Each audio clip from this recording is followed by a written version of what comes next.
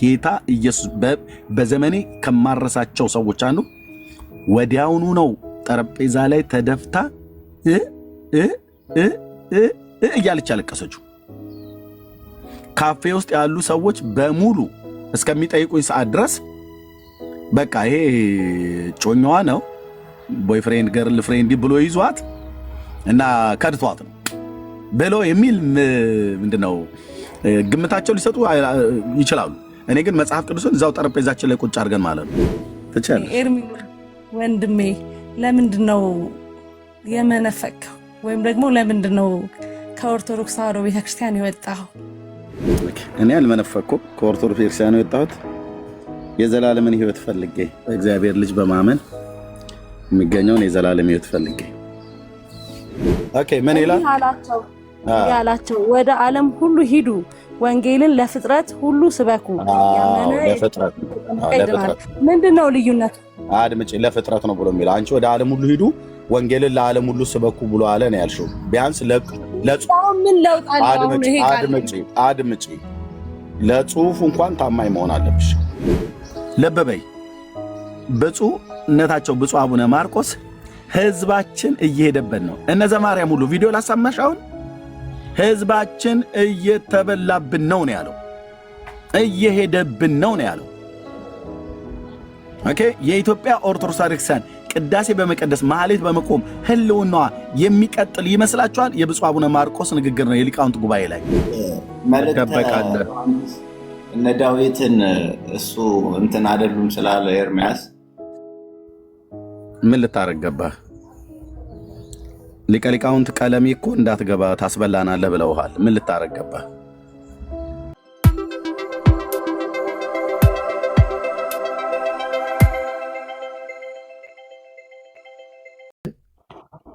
ስገዱ የሚል መጽሐፍ ቅዱሳዊ ቃል ስጠን። ለዚህ ስዕል ስገዱ ሳይሆን ክብር ለሚገባው ክብር ስጡ። ስለ ስዕል ነው እያወራን ያለው። ክብር ስዕል እንደሚገባው ማስረጃ ስጠኝ።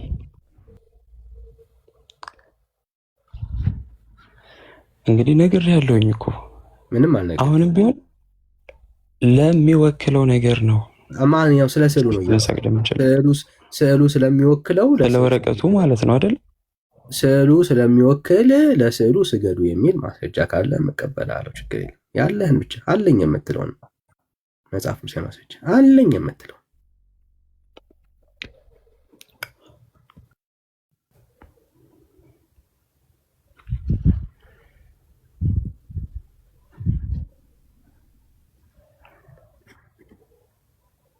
አላስጨንቅህ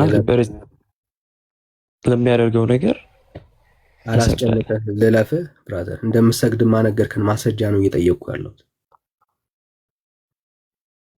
እኮ ሪፕሬዘንት ለሚያደርጉት ነገር ማስረጃ ብራዘር፣ ማስረጃ ነው የጠፋው።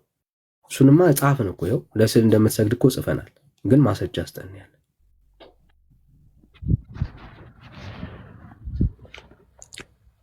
ሪፕሬዘንት ለሚያደርገው ነገር እንደምንሰግድ ነገር ያለው ጻፍነህ። እሱን እኮ ጻፍ ነው ይኸው ለስዕል እንደምትሰግዱ ጻፍ ነው። ማስረጃ ነው አሁን የጠየቅን ማስረጃ አስጠን። ከሌላ አላስጨንቅህ ለፍ ብራዘር እኮ አይሆንም አልከኝ እንጂ ሰጥቼ ነበር። አንተ ምንን የጠየቀ የሰጠህ እንደዚህ ኪሩቤልም ቀረጽ። አሁን ለኪሩብ የሰገደ ሰው አንተ እሺ፣ ለኪሩብ ነው በመገናኛው ድንኳን አይሰገድም። ለኪሩብ የሰገደ ሰው አንተ አይሰገድም። ለኪሩብ የሰገደ ሰው አንተ አሁን ስለ መገናኛ ድንኳን አለ የነገርከኝ ምሳሌ አድርገህ ያመጣው ህዝብ እስራኤል እኮ አንተ ጥቀሰውና ለኪሩብ የሰገደበትን ቦታ እኮ አሁን እኔ መጽሐፍ አልያዝኩኝምና አይዞህ ብራዘር፣ ያው አሳይመንት ልስጥ። ሌላ ቀን በህይወት ላይ ይችን አሳይመንት ውሰድ።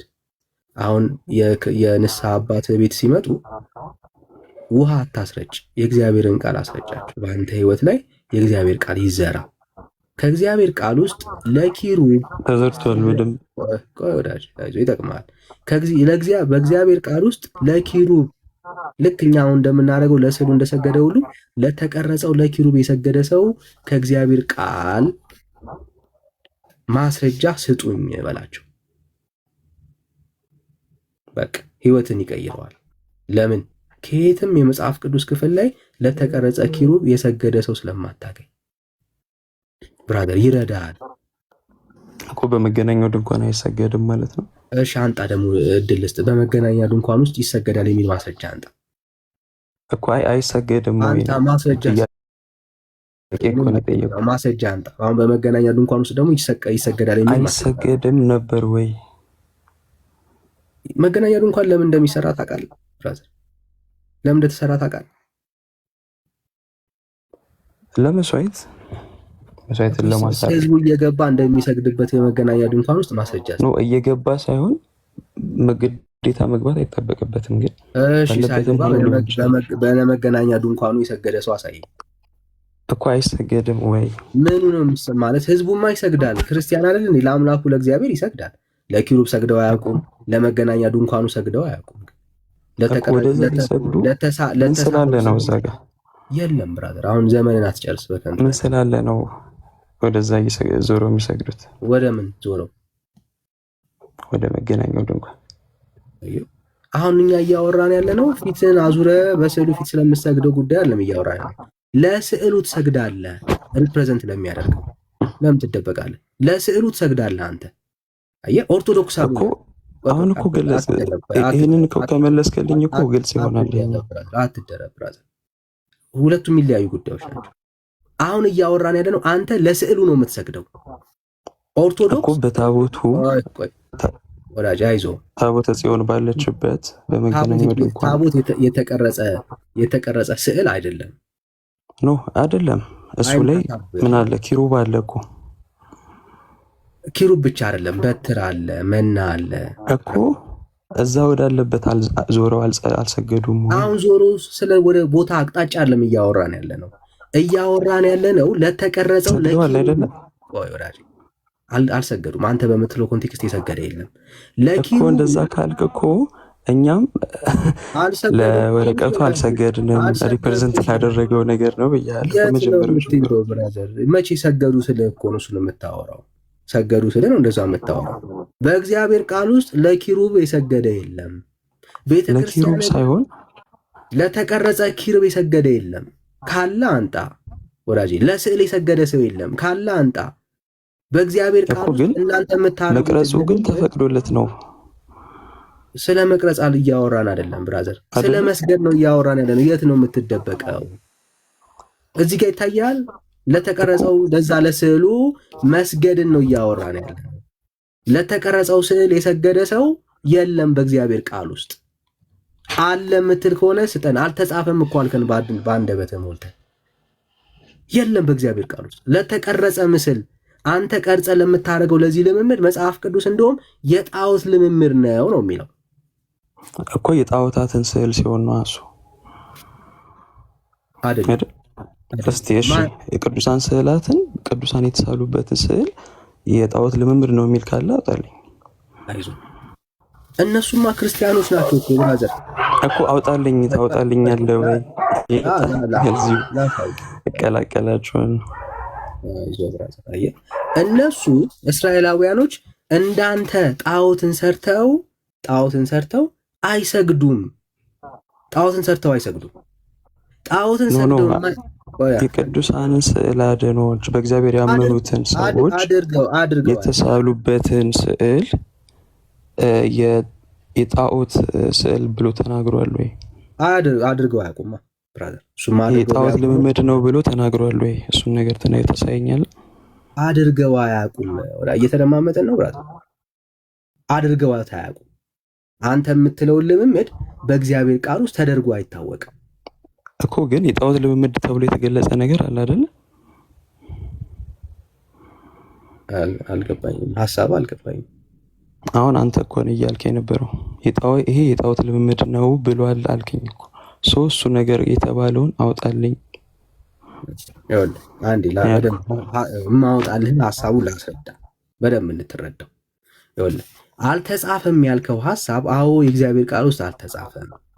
እስራኤላውያኖች አንተ እየሳልክ የምትሰግደው የጣዖት ልምምድ ነው ብሏል ብለኛል። እሱን ነገር አውጣልኝ ነው ያልኩህ። እሱ ልምምድ እንደሆነ አየህ። ቅዱስ የተባለ ነገር ቅዱስ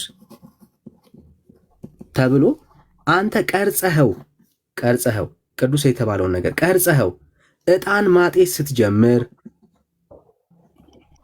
አየህ፣ ዕጣን ማጤስ ስትጀምር ዕጣኑ እያጠንክ ወድቀ ስትሰግድለት ይሄ ልምምድ እሱ የጣዖት ልምምድ ነው ብሎ ተናግሯል ወይ? ልክ በዚህ ነገር ውስጥ ምን ይሆናል መሰለ እኮ እሱን ታወጣልኛለህ የጣዖት ልምምድ እንደሆነ። እሺ አላውጣለሁ። ይኸው መጽሐፈ ነገሥት ምዕራፍ 18 ቁጥር 4 ላይ አንድ ሐሳብ እነዛ የተቀረጹት እንትኖች ምስሎች በክርስቶስ ማነው በእግዚአብሔር ያመኑ የታመኑ እንደሱ ብራዘር ይኸው ላሳይ ነው ጣዖት እንደሆነ ልምምዳችሁ በእግዚአብሔር ያመኑ ነገሮች መሆን አለባቸው ነው። አዎ ወዳጄ ያው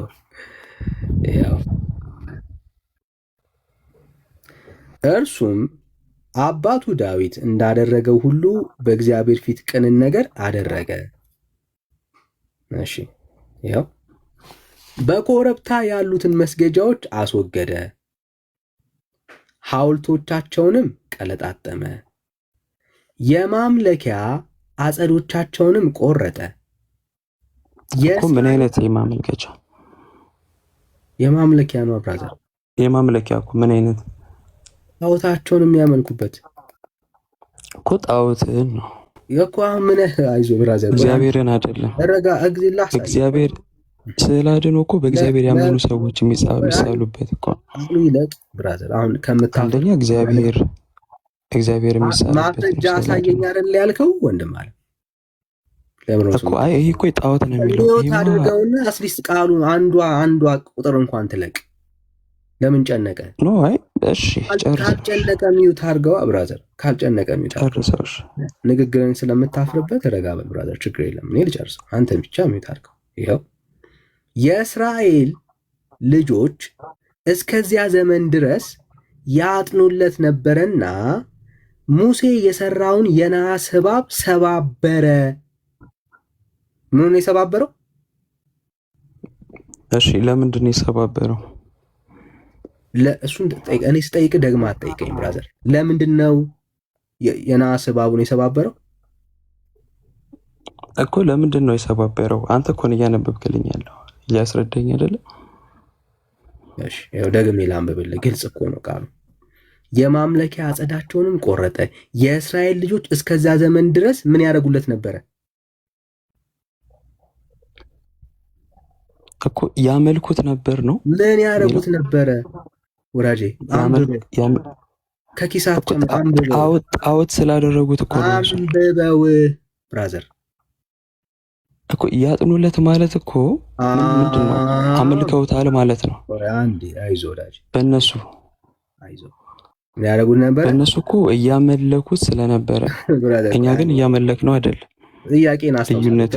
አይዞህ ወዳጄ፣ ምን ያደርጉት ነበረ? ያጥኑለት፣ ስዕልን ያመልካሉ የሚል አስተሳሰብ አላችሁ ማለት ነው። አንዴ ወዳጄ፣ ይኸው ቅድም ስንነሳ የመጽሐፍ ከወንድምነት በጣም በቃ የምባርከው ይሄ ነው። ቅድም ንግግርህን አየችን፣ ንግግርህን ነው አሁን እንትን ያልከው። ቅዱሳን የተባሉ ነገሮች እግዚአብሔር የተጠቀመባቸው አንድ ጊዜ ሲደመር ዕጣን ጨምረህበት የምታጤስ ከሆነ ጣዖት ነው ስለ ማስረጃ ስጠኝ አልከኝ። ይኸው የራስ ንግግር ቅድም የተስማማንበት ጣዖት ስለመሆኑ ግን እነሱ ግን ዕጣን እያቀረቡለት የነበረው ከአምልኮ አንጻር ነው። እነሱ ማለት አምልከውት ነው። አይዞ ብራዘር፣ ታዲያ አምልኮ የለም እኮ። ታዲያ የሌለውን ጌታ ይህንን እንጨርስ፣ መጀመሪያ እንጨርሰው፣ ጨርሰን ከዛ ደግሞ ሌላው በእኛ እምነት እንደዛ ስለሌለ ልናሳይ ነው። የአንተ ሀሳብ ነው እሱ። እሺ አይዞ ብራዘር፣ አይዞ። በጣም መካድህን ወድጀዋለሁ፣ ውስጥህ እያመነ ስለሆነ ማለት ነው። ይኸው ቅድም ምን አልከን? ቅዱሳን የሆኑ ነገሮች አየህ ተቀርጸው በእግዚአብሔር ትእዛዝ እንኳን ተሰርተው እስከዛ ዘመን ድረስ ያጥኑለት ነበረ ይላል መጽሐፉ። አየህ ያ እግዚአብሔር የሰራበት አንድ ጊዜ አምላክ ኃይሉን የገለጠበትን አንዱን ነገር ምልክት አድርጎ የተጠቀምበትን አንዱን ያንን ነገር ምን ያደርጉለት ነበረ? ያጥኑለት ነበረ። እግዚአብሔርን የሚፈራ በአባቱ በዳዊት መንገድ የሚራመድ ሲነሳ ምን አደረገው ይላል? ቀለጣጠመው ተባበረው ይላል። አየህ። ስለዚህ አንድ ነገር በደም ስማይ፣ አንድ ነገር ቅዱስ ስለተባለ የማርያም ስዕል በለው የገብርኤል ስዕል በለው የማንም ስዕል በለው ስዕል መባሉና ቀጥለ አምልኮዊ ይዘት ያለውን ነገር ለሱ ነገር ከፈጸምክለት ያ ነገር ለአንተ ምንድን ነው? እሱ ጣዖት ነው ማለት ነው። የቅዱሳን ስም መያዙ ከጣዖትነት ተርታ አያድነውም። አየህ፣ አሁን እናንተ ቤት የጠፋው ልክ እንደዚሁ በአባቱ በዳዊት ልብ በአባቱ በዳዊት እግር የሚመላለስ አገልጋይን የጠፋው ቤተክርስቲያኒት ውስጥ እንጂ የሚሰባበር ብዙ ጣዖታቶች አሉ። አየህ፣ ችግሩ አሁን እናንተ እስቲል ምን እያደረጋችሁ ነው ያላችሁት? በቅዱሳንና በጻድቃን ስም እያላችሁ እያጠናችሁ ሽቶ እየቀባችሁ በፊታቸው ወድቃችሁ እየሰገዳችሁ አንድ የጣዖት ልምምድ ከሚያደርግ ሰው የተለየ ነገር የለም። እግዚአብሔር ለትውልዱ ለቤተ ክርስቲያን የምንመኘው ነው። ሻን እያለ አንድ ጊዜ ሰላም አንድ ጊዜ ቆይ፣ አሁን እዚህ ጋር ነውሽታን እያለ የሚሰባብር አገልጋይ ቤተክርስቲያኒቷ ሊነሳለት ያስፈልጋል። ቆይ አንድ ጊዜ እዚህ ጋር ዳኒ፣ እሺ፣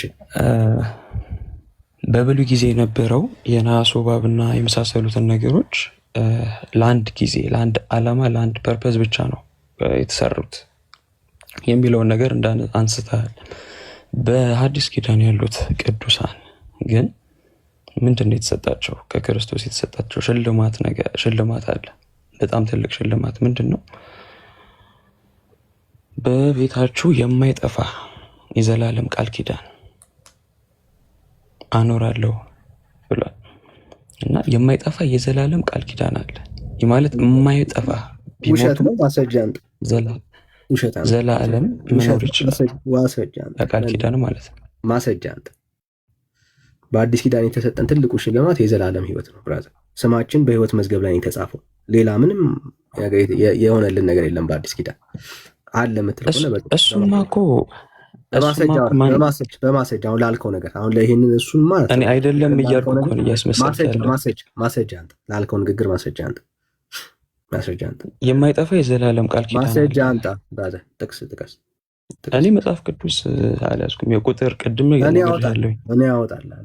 ያወጣልሃለሁ እኮ የማይጠፋ የዘላለም ቃል ኪዳን አንተ ብራዘር፣ አንተ ማስረጃ እኮ ቁጥሩን አላውቀውም። የለማ የሌለ ጥቅስ እኔ ላወጣልህ አልችልም ብራዘር። አየህ፣ ችግሩ ምን መሰለ? አሁን በጣም ችግሩ ኢቨን አለማወቃችሁን እንኳን አታውቁም። አየህ፣ ሰው አለማወቁን እንኳን ቢያቅ ቢያንስ ጥሩ ነው። የእውነቴን ነው የምልህ ና እንጂ ብራዘር። አየህ ማለት አለማወቃችሁ በአዲስ ኪዳን ላይ የሌለ ሐሳብ እያነሳ ለአዲስ ኪዳን አማኞች ትልቁ ተስፋቸው የዘላለም ሕይወት ነው። ከዚህ ውጪ የዘላለም ሕይወት ተስፋ ከሆነ ውጪ ሌላ በስማቸው ማስታወሻ ተብሎ ስዕል ሊቀረጽላቸው የሚል ትምህርት የለም በአዲስ ኪዳን። ለጳውሎስ በቃ ጌታ ማስታወሻ የሆነ ዘንድ ስዕል ይሳልልህ አላለውም ጌታ። ወዳጄ ምን ሆናችሁ ነው?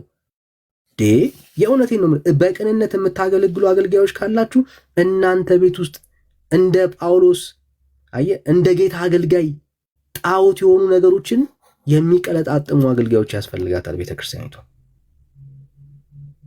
እንዲህ አይነት አገልጋይ ያስነሳ። እንጸልያለን፣ ደግሞ ምናምናለን እግዚአብሔር አንድ ቀን እነኝን አገልጋዮች እንደሚያነሳ። ይሄ ዘመን ያከትማል። ጣዖታቶች ተደርድረው እንደ ኖርማል የሚታዩበት ዘመን ያከትምለታል። ለቤተ ክርስቲያኒቷ ይመጣል ጌታ፣ እግዚአብሔር ያስነሳል እንደዚህ አይነት ትውልድ። እናምናለን። ዊ ፕሬይ፣ እንጸልይላችኋለን። የእግዚአብሔር ክብር ዳግም በቤተ ክርስቲያኒቷ ይነሳል። ጠረኑ ይታያል።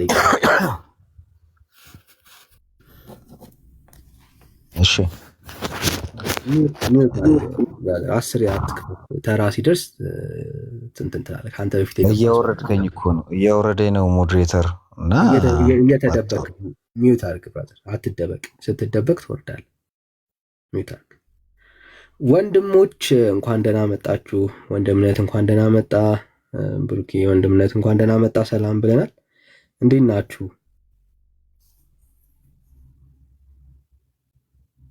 ጌታ ይባረክ። እንዴት ናችሁ? ወንድምነት ዳንዬ፣ ብሩኬ፣ እህትየው ቤካ፣ ጡርዬ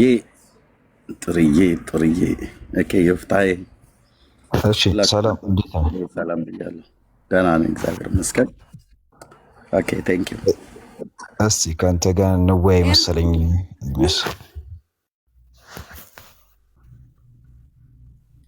ሰላም ወንድሞች እንዴት ናችሁ?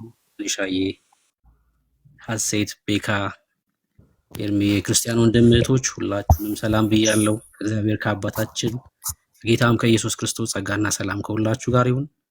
ስላገኘኋችሁ ደስ ብሎኛል። እንግዲህ በአንበሳ ጉድጓድ ውስጥ ሰላም የሚያሳድረው አምላክ ከኛ ጋር ነው ያለው። ለዚህ ስራ የለየን እሱ ራሱ ነው፣ የእስራኤል አምላክ።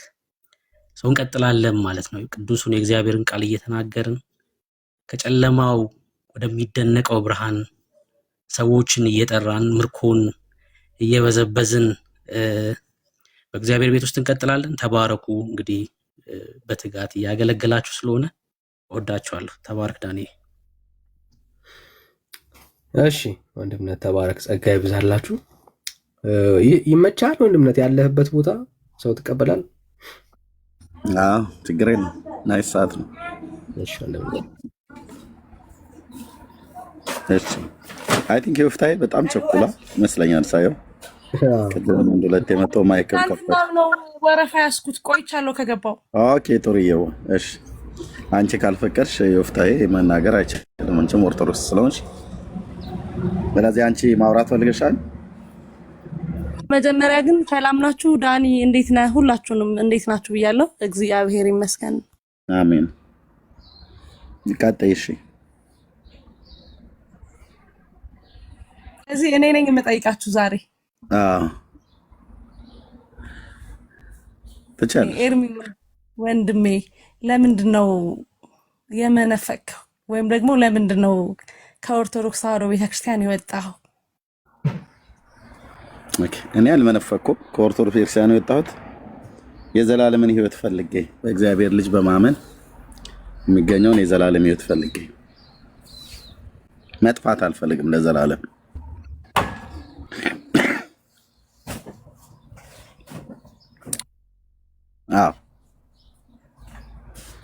ኦርቶዶክስ ተዋሕዶ ቤተክርስቲያን የዘላለም ሕይወት የላትም?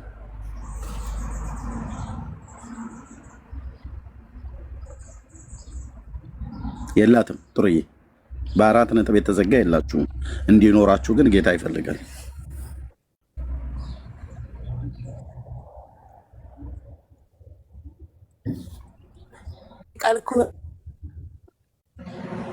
እየተቆራረጥሽ ነው።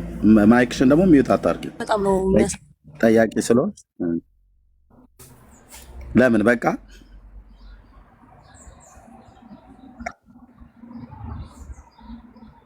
ክርስቶስ የላትም ማልክ ማለት? አዎ የላትም። የዘላለም ሕይወት የላችሁም። ክርስቶስ ስለሌላችሁ የዘላለም ሕይወት የላችሁም። ክርስቶስ ስለሌላችሁ የዘላለም ሕይወት የላችሁም። እንዳላችሁ እንደሌላችሁ የዘላለም ሕይወት እያንዳንዳችሁ ኦርቶዶክሳውያን በዚህ በአፋችሁ ነው የምትመሰክሩት። የዘላለም ሕይወት እንዳላችሁ እርግጠኞች አይደላችሁም፣ አታውቁትም። ስለዚህ የዘላለም ሕይወት የላችሁም ማለት ነው። መጽሐፍ ግን ሲናገር በዮሐንስ ወንጌል መጽሐፍ ምዕራፍ 17 ቁጥር 3 ላይ እውነተኛ አምላክ የሆንከውን አንተን የላከውንም ኢየሱስን ያውቁ ዘንድ ይህች የዘላለም ሕይወት ናት ይላል። ልጅን ያውቁ ዘንድ የዘላለም ሕይወት ናት ይላል። ጌታን ማወቅ የዘላለም ሕይወት ነው ማለት ነው። አዎ ይሄ የዘላለም ሕይወት እንዳለው ሰው ያውቃል። አዎ በአንደኛ ዮሐንስ መልክ መጽሐፍ ምዕራፍ 5 ቁጥር 13 ላይ የዘላለም ሕይወት እንዳላችሁ ታውቁ ዘንድ በእግዚአብሔር ልጅ ስም ለምታምኑ ይህን ጽፌላችኋለሁ ይላል። እናንተ የተጻፈውን መጽሐፍ ቅዱስን አታምኑ። በእግዚአብሔር ልጅ ላይ ያላችሁ እምነት በዜሮ የተባዛ ነው። ውሸት ነው፣ አብዛኛው ውሸት ነው። እኔ ለማናደድ ኦፌንድ ለማድረግ አይደለም። ማንም በዚህ ጉዳይ ላይ አለን ብሎ የሚል ሰው እስኪምጣና ይጠየቅ። የዘላለም ሕይወት እኮ እንደሌላችሁ ራሳችሁ ናችሁም ተመሰክሩት። ከአንድ እስላም ያልተሻለ ሕይወት ነው ያላችሁ። የዘላለምን ሕይወት ጉዳይ አንድ እስላምን ብንጠይቀው ከሞት በኋላ ሕይወት አለ ብለህ አለ ይልሻል። የት ነው የምትገባው? ያንተ መጨረሻ ሲሆን ነው ገነት ብለሽ ስትዩ አምላኩን ጠርቶ እሱ ነው የሚያውቀው ነው የምትሉት። እናንተም ስትጠየቁ መድኃኔዓለም ነው የሚያውቀው ነው የምትሉት። እንዴ የሚያውቀው መድኃኔዓለም መጥቶ እኮ የዘላለም ሕይወት ሰጣች። የሚያውቀው መድኃኔዓለም መጥቶ የዘላለም ሕይወት እኮ ሰጥቶን እኮ ሄደ። በስሙ ለሚያምኑ እንዳይጠፉ በስሙ ለሚያምኑ ንስሐና የኃጢአት ይቅርታቸውን ሊያገኙ ልጆቹ ሊያደርጋቸው ከሱ የሰሙ ከሱ የተማሩ ሐዋርያት የጻፉትን የእግዚአብሔርን ቃል አታነቡም እና አታውቁትም። ስለዚህ ጌታችን እናውቀዋለን ብላችሁ በስም ደረጃ ታውቁታላችሁ እንጂ የዘላለም ሕይወት በስሙ በማመን እንዳላችሁ አታውቁም፣ አታምኑም። ስለዚህ በአራት ነጥብ ኦርቶዶክሳውያን የዘላለም ሕይወት የላችሁም። እራሳችሁ ናችሁ የምታስከክሩት። የላችሁም። እንዲኖራችሁ ግን ጌታ ይፈልጋል። የምሕረት በሩን አልዘጋም። ኢየሱስ ማን ነው ተብሎ ይባል የእግዚአብሔር ልጅ ከቅድስት ድንግል ማርያም የተወለደ ትላላችሁ። ይሄ እውቀት አላችሁ። ይሄ እውቀት ግን የዘላለምን ሕይወት ሊሰጣችሁ አልቻለም። ለምን? ልባችሁ የተከፈለ ነው። ተቆጥሮ የማያልቅ አዳኝ ነው ያላችሁ። ኢየሱስ እኮ ከአንድ የአረብ ሽማግሌና ከአንድ ኢትዮጵያዊ ተራ ሰው እኩል እኮ ስሙ የሚጠራ የሚታጠንለት እኮ ነው። የዘላለም ሕይወት የላችሁም። አለኝ ብሎ የሚል ሰው ካለ ይምጣ ከኔ ጋር። ይኸው ዲቤት እንኳን ማድረግ እንችላለን። እንኳን ውይይት ሚዩት አድርገው በኋላ ከከፈት ካስወርዳለሁ። ኦኬ ከእሷ ጋር ስንጨርስ ከዛ ኤኤ ከላይ ያለ ይመስለኛል። ከዛ እናንተ ሶስተኛ ብራዘር እንኳንም ኖርክ እናወራለን። ግን ስርዓት የሚባል ነገር አለ። ስርዓት የሚባል ነገር አለ። ተዘጋጅ ለምንነጋገረው ለምንጠያየቀው ጥያቄ ማለት ነው። ከዘላለም ሕይወት አኳያ ኦርቶዶክሳውያን እንዳላቸው ተመሰክረናል። እና ጡርዬ የዘላለም ሕይወት እንዳላችሁ አታምኑም። እናንተው ራሳችሁ አታምኑም እኮ። ከአንድ እስላም እኩል እኮ ነው ጥያቄ ስትጠየቁ እኔ አላቅም ነው የምትሉት። እነሱም አምላካቸውን ጠርተው አላህ ነው የሚያውቀው ይልሻል። እናንተም መድኃኔዓለም ነው የሚያውቀው ነው የምትሉት ከሞት በኋላ ስላለው ነገር። ኦኬ እናንተ ግን አታውቁም። መጽሐፉ ግን የተጻፈው ግን እንድናውቅ ነው። ቅዱሱን ቃል የተጻፈው እንድናውቅ ነው። ኢየሱስ ክርስቶስን ማወቅ የዘላለም ሕይወት ነው። ኦኬ የዘላለም ሕይወት ነው። ኢየሱስ ክርስቶስን ማወቅ በእውነተኛ በቅዱሳት መጽሐፍ እንደተጻፈው ማወቅ የዘላለም ሕይወት ነው። ይሄን ደግሞ ሕይወት እንዳላችሁ ታውቁ ዘንድ ብሎናል ዮሐንስ። ክርስቶስ የእግዚአብሔር ልጅ እንደሆነ በስሙ አምነን የዘላለም ሕይወት እንዲሆነን ይሄ ተጽፏል ይላል። የተጻፈው ለምንድን አታምኑት? አታነቡትም? ምንድን ታነቡት? ከሰኞ እስከ ሰኞ የሰው አእምሮ ጭማቂ የፈጠረው መጽሐፍቶች አሉ። ተነቡ አይደለም? ተቃጥለው የማያልቁ አንድ ማዕት የሰኞውን አድርሰ የማክሰኞውን እንትን በለው በውዳሴ ማርያም ላይ የወደ ስዋን ጨምር እንደዚህ ብለን ኤርሚ መጽሐፍ ቅዱስ ላይ ብቻ እናውራ። ምክንያቱም ቤተክርስቲያኒቱ መጽሐፍ በሙሉ ነው የማወራው። ቤተክርስቲያኒቱ መጽሐፍ እኔም ለምመልሰው መልስ ከመጽሐፍ ቅዱስ ውጪ ነው የምመልስልህ። ምክንያቱም እኔ መጽሐፍ ተቻለሽ ጠቃሽ ግን ገለባ መሆኑን አሳይሻለሁ ስትጠቅሽ ማለት ነው። ከመጽሐፍ ቅዱስ ውጪ የምጠቅሽው መጽሐፍ በሙሉ ገለባ መሆኑን እርስ በርሱ እንደሚጋጭ እንደማይጠቅም ተራ የሰው አእምሮ ጭማቂ የፈጠረው እውቀት እንደሆነ ያለ እግዚአብሔር መንፈስ ምሪት የተጻፈ መጽሐፍት እንደሆነ ከመጽሐፍ ቅዱስ ውጭ ያለ በቤታችሁ የተከበሩ በሱቴ የተጠቀለሉ በቆዳ የተጠረዙ መጽሐፍቶች እኮ በሙሉ የሰው ጭማቂ የሰው አእምሮ ጭማቂ እውቀት ናቸው። ተራ መጽሐፎች ናቸው። ታምረ ማርያም በይ ድርሳነ ሚካኤል በይ ድርሳነ ገብርኤል በይ በሙሉ ተራ ከአንድ ተራ ጋዜጣ ያነሱ መጽሐፍቶችና ወይ እኩል ሊታዩ የሚችሉ መጽሐፍቶች ናቸው። እርስ በርሳቸው እንኳን የምፈልገው ቀጥታ አንተ ኦርቶዶክስ ያልሆንክበትን ምክንያት ስለሆነ በቃ የዘላለም ሕይወትን ፈለግኩኝ። የዘላለም ሕይወትን እኔ ጌታዬን እፈልገው ነበር። የዘላለምን ሕይወት ስፈልግ ያገኘሁትኝ ጴንጤዎቹ ወንጌል ሲሰብኩ ነው ያገኘሁትኝ። ይሄ ወንጌል እኔ በምቀድስባት በነበረችው በኦርቶዶክስ ቤተክርስቲያን አይሰበክም። አሁን ድረስ አይሰበክም። ያኔም አይሰበክም። ይሄን ይሰበካል ብለሽ ካልሽ አንድ ሰባኪ የሰበከውን አምጪ። በጸጋ አምኖ መዳን የሚባል በአውደ ምሕረት ላይ ቆሞ የሰበከ ሰባኪ እያንዳንዳቸውን ጥሪ። ከዚህ በፊት የነበሩ ያሉም ትልልቅ የተባሉ ጉባኤ ቤት መምህር የተባሉ ራሱ ነው እንጂ የምጠይቀው።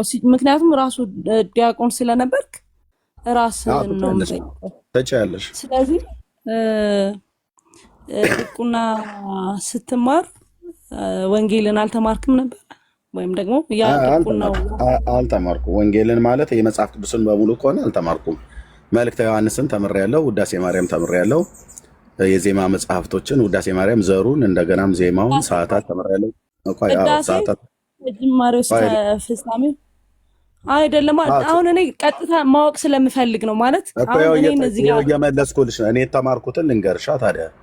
በመጀመሪያ መልእክተ ዮሐንስን፣ እንደ መዝሙረ ዳዊትን፣ ከዛ ደግሞ ውዳሴ ማርያም ዘሩን ማለት ነው ሙሉ በሙሉ። ከዛ ደግሞ ውዳሴ ማርያም እግዚአብሔር ቃል አይደለም መዝሙረ ዳዊት። ለምን ታቋርጭኛለሽ? ለምን ታቋርጭኛለሽ? ውዳሴ ማርያም ዘሩን፣ ከዛ ዜማውን፣ ከዛ ቅዳሴ እና መጽሐፈ ሰዓታት እነኚህን ውዳሴ ማርያም ዜማውን፣ እንደዚሁም መስተጋብና አርያም የሚባል የዜማ አይነቶች አሉ። እነሱን ተማርኩኝ። በቃ ድቁናዬን ተቀበልኩ ማለት ነው። እና ቀድስ ነበር፣ ሚስጥራየው ቀድስ ነበር። የእግዚአብሔር ቃል አይደለም ወይ ብለሽ ካልሽኝ በውስጡ የእግዚአብሔር ቃል ያለበት ቀጥታ ከመጽሐፍ ቅዱስ ክፍል ላይ የተወሰዱ ቃላቶች አሉ እንጂ ሙሉ በሙሉ የእግዚአብሔር ቃል ነው ተብሎ የሚባል አይደለም። ለምሳሌ ውዳሴ ማርያም ውስጥ ብዙ ከመጽሐፍ ቅዱስ የተወሰዱ የሚመስሉ ቃላቶች አሉ። ምንም የማይካድ ማለት ነው። ሕሊና ስላለኝ አልክድም። ኦኬ። ከዛ ውጪ ቅዳሴ ውስጥም እንደዚሁ አለ፣ ደስ የሚል ማለት ነው። ቆንጅዬ የሆነ አለ ማረሳቸው። ለምሳሌ እንደነ ቅዳሴ አትናቴዎስ፣ ቅዳሴ እግዚእ፣ ቅዳሴ ዮሐንስ አፈወርቅ፣ ቅዳሴ ዲዮስቆሮስ፣ አብዛኞቹ ከፈለክ ቅዳሴ ማርያም ወይ ቅዳሴ እግዚእ ከሁለት አንዱ ምረጥ። ቅዳሴ ማርያም ላይ ላውራሽ ደስ ብሎ ታውቂዋለሽ? አራው እሺ። ገና ሲጀምር ምን ይላል? ሆናይ በጎ ነገር እናወጣ።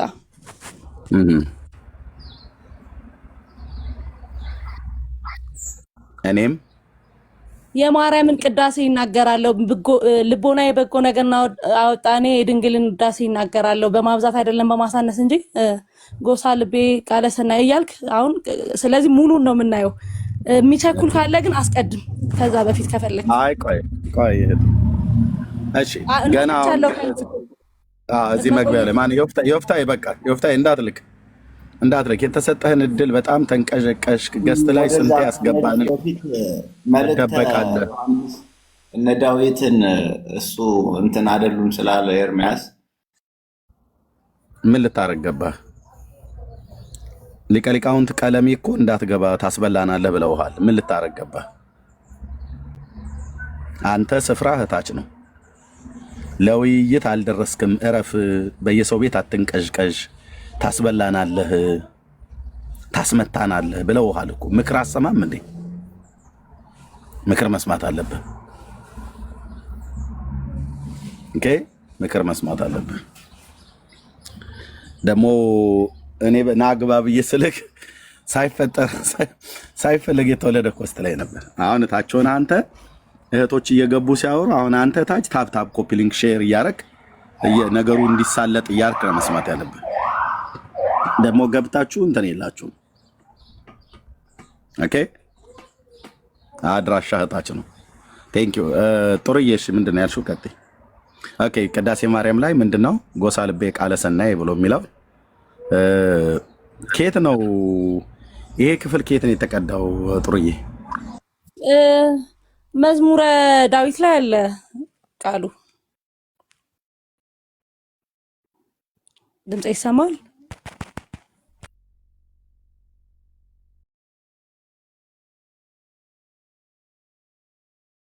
እሺ፣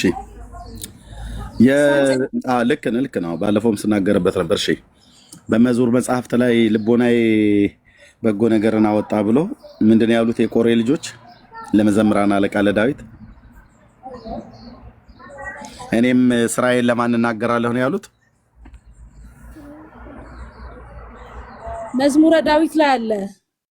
ልክ ነው። እኔም ስራዬን ለንጉሥ እናገራለሁ ነው አይደል ብሎ የሚለው አንብበሽዋል? እውነት ነው። አንቺ ነሽ ሚዩት የምታደርገው ወይ ሰው ነው ሚዩት የሚያደርግሽ? ራሴ ነኝ ማለት አንተ እንዳታስወርደኝ ነው ማለት። በጣም አላስወርድሽም። ክፍት አድርጊውና እኔ እና አንቺ ማውራት እንችላለን። 18 ጊዜ ማድረግ የለብሽ። ከተደማመጥን ካልተደራረብን ሚዩት አታድርጊ። ኦኬ፣ እኔም ለንጉሥ ስራዬን እናገራለሁ ነው ያለው። ይሄ ጎሳ ልቤ ቃለ ሰናይ ብሎ የሚለውን ቃል ከዛ ነው አይደል የተቆረጀው? እኔ እንደዛ ብዬ አላስብም። እንደዛ ብዬ አላስብም። ምክንያቱም ውስጥ ወደ ባህሩ ስንገባ ወደዛ ስንገባ ማለት ቅዳሴ ማርያም ውስጥ ላይ ስንገባ የስላሴን አንድነት ሶስትነት በጣም እጅግ በጣም የሚረቅ ቃላት ነው። በነገራችን ላይ አውቀዋለሁ። አብ ጉንዳወይን ነው፣ ወልድ ጉንዳወይን ነው፣ መንፈስ ቅዱስ ጉንዳወይን ነው ምናምን ብሎ የሚል አብ ፀሐይ ነው፣ ወልድ ፀሐይ ነው፣ አንዴ ወይን ነው፣ አብ እሳት ነው፣ ወልድ እሳት ነው፣ መንፈስ ቅዱስ እሳት ነው እያለ ይቀጥላል። እቴ ያው ድቁናዬ ላይ ካልተጠራጠርሽ እኔ እኮ የምቀድስ ቀዳሽ የነበርኩ ሰው ነኝ እና አውቀዋለሁኝ። ግን እኔ ገና ከመጀመሪያው ላይ ነገርን ከስሩ አይደል ብሎ የሚለው ውሸቱ ገና ከመጀመሪያው ላይ ነው የሚጀምረው ነው።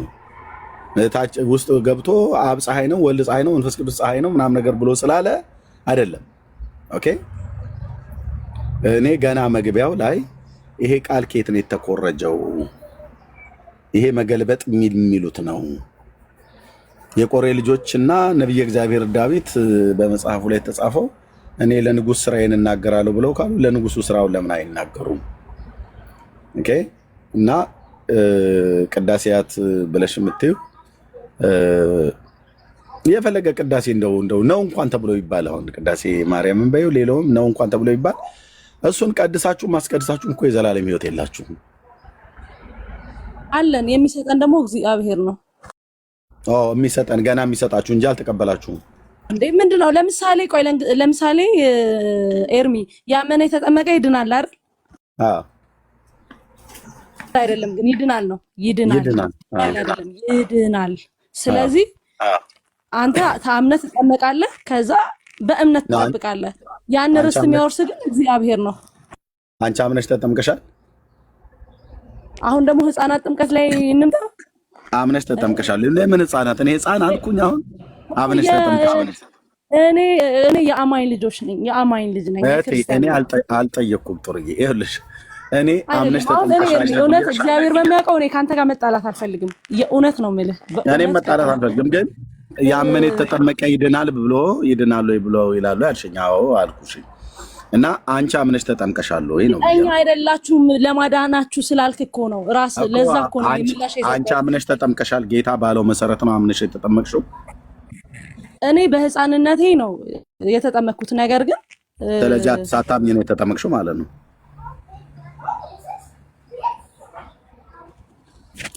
ስለ ህፃናት ጥምቀት እናውራ።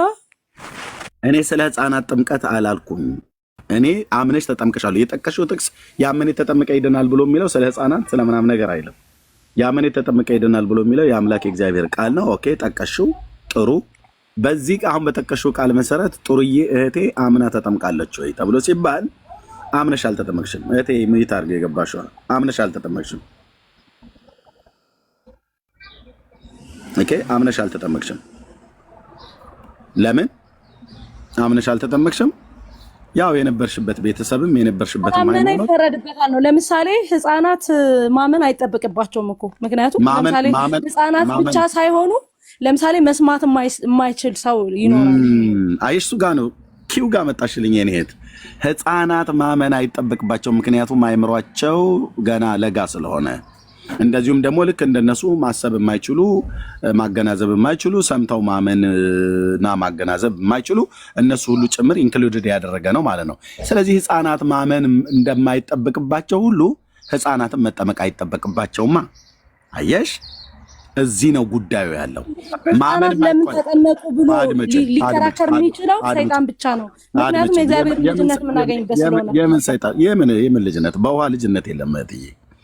የምን ሰይጣን? ይሄው ኤርሚያስ አበበ ነው እዚህ ማወራሽ። ህፃናት መጠመቅ የለባቸውም። ለምን አለባቸው ብሎ ጌታችን ኢየሱስ ክርስቶስ አላስተማረም። አንድ አለባቸው ብሎ ሐዋርያቱ አላስተማሩም። አለባቸው ብላ የምታስተምረው ኦርቶዶክስና ካቶሊክ፣ ሌሎቹም ህፃናት አጥማቂያና ቤተክርስቲያናት ናቸው። ስለዚህ ድብን ያሉ ስህተት ውስጥ ናቸው ያሉት ማለት። አቤት። እሺ አሁን እኔ እዛ ላይ መግባት አልፈልግም፣ አይመለከተኝም። ለምን መግባት አትፈልግም? ያው ያመነ የተጠመቀ ይድናል ብለሻልሽ። አንቺ አምነሽ አልተጠመቅሽም። እሺ ጥሩዬ፣ ኤርሚ ደህና ነህ? ነገራችን እሺ፣ ሜት አድርጊ እህታችን። ከሰው ጋር እያወራውንም የት አድርጊ ጦርዬ ጨርሽና ከዛ ወደ ያመነ ማለት እዛ ጋር እኮ መጽሐፍ ቅዱስ ላይ እድሜ አልተገደበም። ሰው ነው የሚለው። ህፃናት ሰዎች አይደሉም እንዴ? ኦኬ ለህፃናት ማመን ያመኑ ሰዎችን ነው አጥምቁ ብሎ ያለው ቁጥር 15 ላይ ተሸዋል። ወደ ላይ ማርቆስ 16 ቆይ ማርቆስ 16 ነው አንቺ የጠቀሽው። 15ኛውን ቁጥር አንበበሽዋል እዛው ምዕራፍ 16 ቁጥር 15 ወደ ዓለም ሁሉ ሂዱ ወንጌልን ለማን ስበኩ ብሎ ያለው ስበኩ ለዓለም ሁሉ ይሄ ጌታችን መድኃኒታችን ኢየሱስ ጦርያ ቸኩይ የመጀመሪያ ነው የሁለተኛ ነው የሶስተኛ ትእዛዝ ነው አይደለም። ስንተኛ ትእዛዝ ነው አይደለም። ጥያቄው ያመነ ማን የተጠመቀ ይድናል ያላመነም ይፈረድበታል ብሎ ከማለቱ በፊት ቁጥር 15 ላይ እንኳን አንድ ከፍ ብለሽ ታንቢ እንደው ብሎ የሚለው ወደ ዓለም ሁሉ ሂዱ ወንጌልን ለምን ታዩ ግዕዙንም እህትዬ አሁን ያመነ የተጠመቀ ይድናል ብሎ የሚለውን ታያችሁ እንዴት ኢንተራፕት እንደሚያደርጉ ታዩ ወመሃሩ ዘከሩ ታዩ የደብተራ ወሬ ነው።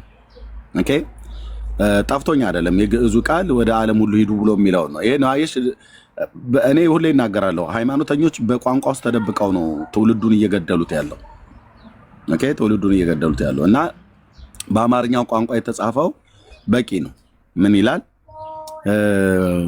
ያመነ የተጠመቀም ይድናል ያላመነ ግን ይፈረድበታል ከማለቱ በፊት ቢያንስ ቁጥር 15 ላይ ወደ ላይ ከፍ ብለሽ አንድ ወንጌልን ለዓለም ሁሉ ስበኩ ያመነ የተጠመቀ ይድናል አይልም እንደዛ። እስኪ ጅና አምጪው ወይ ቁጥር 15ን ፖስት አድርጉላት ማርቆስ 16:15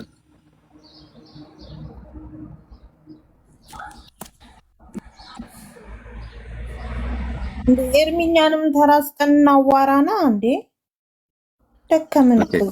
ወደ ዓለም ሁሉ ሂዱ ለፍጥረት ሁሉ ወንጌልን ስበኩ ያመነ የተጠመቀ ይድናል ያላመነ ግን ይፈረድበታል። ወንጌልን ለማን ስበኩ ነው ብሎ የሚለው ሲያቸኩይ ለዓለም። ኦኬ ከየትኛው ትርጉም ላይ ነው የምታነቢው? የፈለከው የሚኒሊክ የፈለከው የትኛውን ላንብብልህ? የትኛውን ትርጉም ነው እያነበብሽ ያለሽው? እሺ ያው እንትን ላውጣ ቆይ አንድ አንቺ ከተሳሳተው መጽሐፍ ላይ ማለት አሁን እኔ በቃ መጣላት አልፈልግም። የተሳሳተ ወደ ዓለም ሁሉ ሂዱ ብሎ ወንጌልን ለዓለም ሁሉ ስበኩ ነው። ዓለም ማለት በውስጥ ያለ ምን ማለት ነው? ዓለም አሁን እዚህ ጋር ማንጋር ታማኝ ይኸውልሽ ቅዱስ ቃሉ የሚለው ፖስት ያደረጉትን ይኸው አይ የእናንተንም ፖስት ሳይሆን ይሄኛውን ቆይ ላንብብ ራሱን ቀጥታ። እሺ የእናንተም እኮ በጣም ብዙ ታሪክ አለው። ኦኬ ምን ይላል?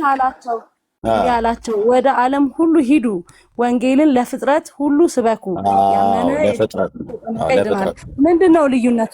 አድምጪ ለፍጥረት ነው ብሎ የሚለው አንቺ ወደ ዓለም ሁሉ ሂዱ ወንጌልን ለዓለም ሁሉ ስበኩ ብሎ አለ ነው ያልሽው። ቢያንስ ምን ለውጥ አለው? አድምጪ ለጽሁፉ እንኳን ታማኝ መሆን አለብሽ። ዓለም ብሎ የሚለውን ቃል ሁለት ያልተጠቀመው ኦኬ ለፍጥረት ሁሉ ስበኩ ነው ብሎ ያለው ማለት ነው። ኦኬ ወደ ዓለም ሁሉ ሂዱ ማለት ዳርቻው ከእስራኤል ቤት ውጪ ወዳሉት ወደ ሌሎችም አገሮች ሂዱ ነው። ከዛስ በየሄዳችሁበት ቦታ ላይ ዓለም ብሎ የሚለው ቃል እግዚአብሔር በመልኩና በአምሳሉ የፈጠረው ክርስቶስ የሞተለትን ሕዝብ ለነሱ ስበኩ ነው ያለው። ኦኬ ስበኩ ነው ያለው። ኦኬ እዚህኛው ትርጉም ላይ አልገባኝም። ምን የተለየ ነገር አለው ወንድሜ? እቴ እየነገርኳት አትረዳም። እሷ ምን አለችኝ? ወደ ዓለም ሁሉ ሂዱ ወንጌልን ለዓለም ሁሉ ስበኩ አይልም ራሱ ቃሉ። እንደዛ አልተጻፈም። ዓለም ብሎ የሚለውን ቃል ሁለት ያልተጠቀመውም ቃሉ። ለጽሁፉ ታማኝ ሁኚ በመጀመሪያ እንዲህ አላቸው። ቆይ ይቅርታ አዳምጠኝ። ቆይ ኤርሚ ይኸውልህ እንዲህ አላቸውም ወደ ዓለም ሁሉ ሂዱ ለፍጥረት ሁሉ ወንጌልን ስበኩ። አንቺ ግን ያልሽው ታዩ እሱ ነው። ምናልባት በቃ ፈጥኜ ያው በቃሌ ለዛ ነው ታዩ ለቃሉ ታማኙኝ ያልኩሽ ለዛ ነው። ወደ ዓለም ሁሉ ሂዱ አለ። ሁለቱ መጽሐፍ እንደዚህ ነው የሚለው። ወንጌልን ለፍጥረት ሁሉ ስበኩ ነው። ፍጥረትም የተባለው ለከርከሮና ለአንበሳው ለጅቡ ሁሉ አይደለም ሰብኪው። ፍጥረት የተባለው ማን ነው? እዚህ ጋር በእግዚአብሔር መልክና አምሳል ክርስቶስ የሞተለት በመስቀል ላይ ለሰው ልጆች ነው ወንጌል የሚሰበከው። ወደ ዓለም ብሎ የሚለው ከእስራኤል ዳርቻ ውጭ ወዳሉት ሁሉ ሂዱ ነው። ዝናዬን ወዳልሰሙ ወደ ሩቅ አገር እልካቸዋለሁ እያለ በኢሳይያስ ሁሉ ሲናገር እንደነበረው። ስለዚህ የመንግስቱ ይሄ ቃል ኦርቶዶክስ ውስጥ በነበረ ሰዓት የለም ነበር ወይ? አታሰር የለም። ኧረ ሎቱ ስብሐት አንተ ፍርድ ይሆንብሃል። የለም እኮ ነው የምልሽ። የለም እኔ ለማናደድ ብዬ አይደለም አወራሽ። የለም ቢኖርማ ኖሮ አንቺ በዳንሽ ነበር እኮ እህቴ። ቢኖርማ ኖሮ ይሄ ሁሉ ህዝብ በየዕለቱ ባልወጣ ነበር እንዴ። ቤተክርስቲያን አሁን እኔ ለማናደድ ብለህ ቃላት እንትን አትበል ማለት እኔ ምንም አንቺን አላናደድም። እኔ አንቺን ለማናደድ ብዬ አይደለም። የለም እኮ ብዬ የምልሽ ቤተክርስቲያኒቱን በሚገባ ስለማቅ ነው። ቢኖርማ ወንጌል ይሄ ሁሉ ህዝብ በየዕለቱ ባልወጣ፣ ይሄ ሁሉ መምህር፣ ይሄ ሁሉ ካህን፣ ይሄ ሁሉ ቄስ፣ ይሄ ሁሉ ዲያቆን፣ ይሄ ሁሉ ምእመን የጴንጤው አሁን መጣ ከ35 እስከ 40 ሚሊዮን የሚቆጠር ህዝብ ከየት ነው የወጣው ብለሽ ብትይ 90% ሌላውም ከእስልምና እየመጣ ስላለ እና ከዋቄ ፈታም እየመጡ ስላሉ 90% ከዚህ ቤተክርስቲያን ነው የሚወጣው። የመውጣቱ እኮ እንትኑ አልቆምም። የህዝቡ መፍለስ አልቆምም። ለምን ልብ በይ። ገና ሲጀምሩ ሲወጡ በገንዘብና በስንዴ ሰጥተዋቸው ነው አሉ። ከዛ ደግሞ ሴቱ ሲወጡ ወንድ ፈልገው ነው አሉ። ሴቶቹ ሲወጡ ወንዶቹ ሲወጡ ሴት ፈልገው ነው አሉ። ሴቶቹ ሲወጡ ከቤተክርስቲያን ወንድ ፈልገው ነው አሉ። አድመጭኝ በእግዚአብሔር ቃል በቃ አድመጭኝ እኮ አልኩሽ። አድመጭኝ ስልሽ እንዳስወርድሽ አታድርጊ። አየሽ፣ የህዝቡ ቁጥር እስካሁን ድረስ ሰው እየወጣ ነው። ለምንድን ነው ከኢትዮጵያ ኦርቶዶክስ ቤተክርስቲያን ይህን ያህል ፕሮቴስታንትን ጴንጤን እየተሳደባችሁ ህዝቡ ግን እየወጣ ወደኛ ጋር ነው የሚመጣው? ዋይ ለምን? መምህራን እየወጡ ወደኛ ጋር ነው የሚመጡት፣ አንቱ የተባሉ ማለት ነው። አሁን አንድ ፐብሊክ የማናረግላችሁ ታዋቂ የኦርቶዶክስ መምህር ደህንነት ትምህርት እየተማረ ነው። ታዋቂ የእሱን ወደ ጌታ መምጣት የሰሙ ቀን ብዙዎቹ ኮረንቲ ይጨብጣሉ። ስም እኮ እንዴ በጣም ታዋቂ መምህር ነበር እኮ። እንዳትከፍቺ ከዚህ በኋላ እኔ እያወራው ከከፈትሽ አይደለም ማስወጣት ብሎክ ሁሉ ላደርግሽ እችላለሁ፣ ከዳኒም ከኔም ቤት ማለት ነው። አንቺ ትልቁ ችግርሽ ማዳመጥ እና ተግባቦትን ጠብቀሽ ማውራት አትችይም። ልብ በይ። ብፁዕነታቸው ብፁዕ አቡነ ማርቆስ ህዝባችን እየሄደበት ነው። እነ ዘማርያም ሁሉ ቪዲዮ ላሳመሽ። አሁን ህዝባችን እየተበላብን ነው ያለው፣ እየሄደብን ነው ያለው። ኦኬ። የኢትዮጵያ ኦርቶዶክስ ቤተክርስቲያን ቅዳሴ በመቀደስ ማህሌት በመቆም ህልውናዋ የሚቀጥል ይመስላችኋል? የብፁዕ አቡነ ማርቆስ ንግግር ነው የሊቃውንት ጉባኤ ላይ። ተነሱ፣ ወንጌል ስበኩ፣ ህዝባችን እየተበዘበዝን ነው። በተክለ ሃይማኖት አዳነ ፔጅ ላይ የቀረበው የጉባኤ ቤት መምህር የአንድነት ነገር የለም፣ መፈረካከስ ገጥሞናል፣ ህዝባችን እየተበላብን ነው። በገዳማት፣ በቅኔ ትምህርት ቤት፣ በአቋቋም ትምህርት ቤት፣ በተለያዩ ቦታዎች ላይ በሙሉ ቪዲዮ አለኝ። ይህን የምልሽ ሁሉ በሙሉ ማለት ነው። አሁን ማርክ ማድረግ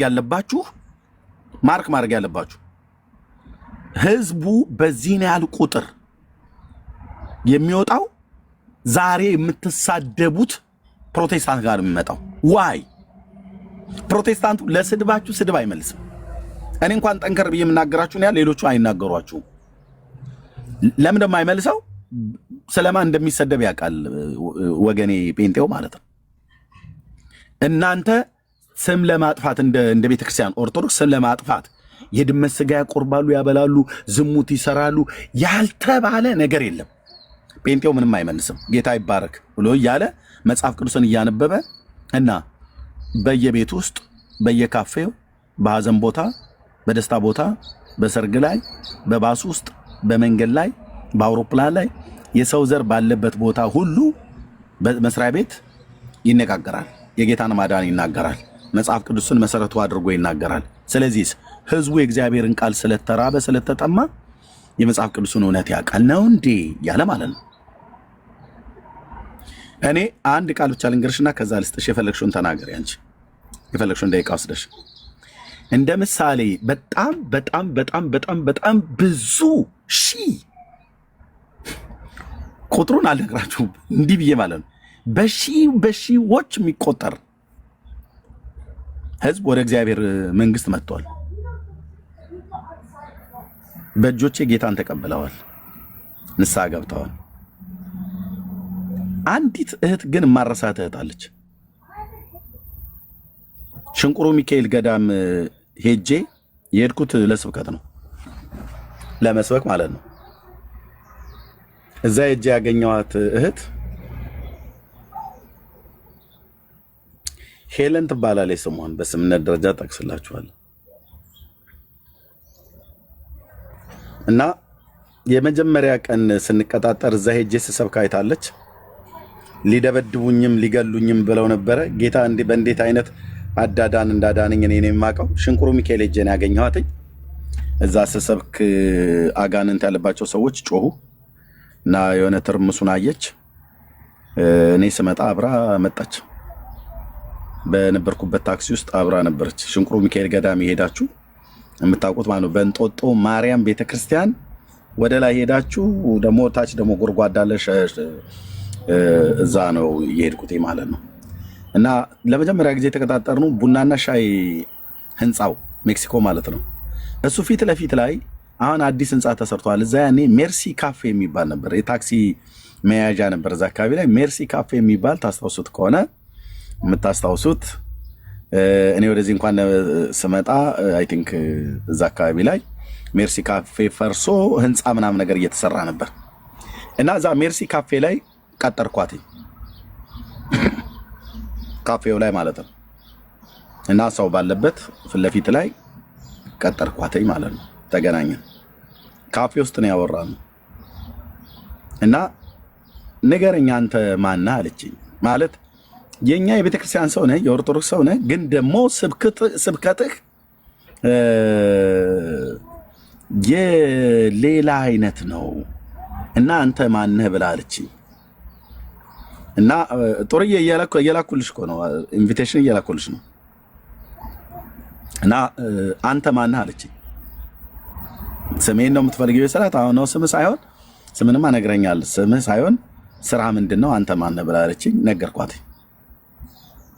ጴንጤ እንደሆንኩ ነገርኳት። ቆይ ልጨርስበት እህቴ፣ ልሰጥሽ ነው።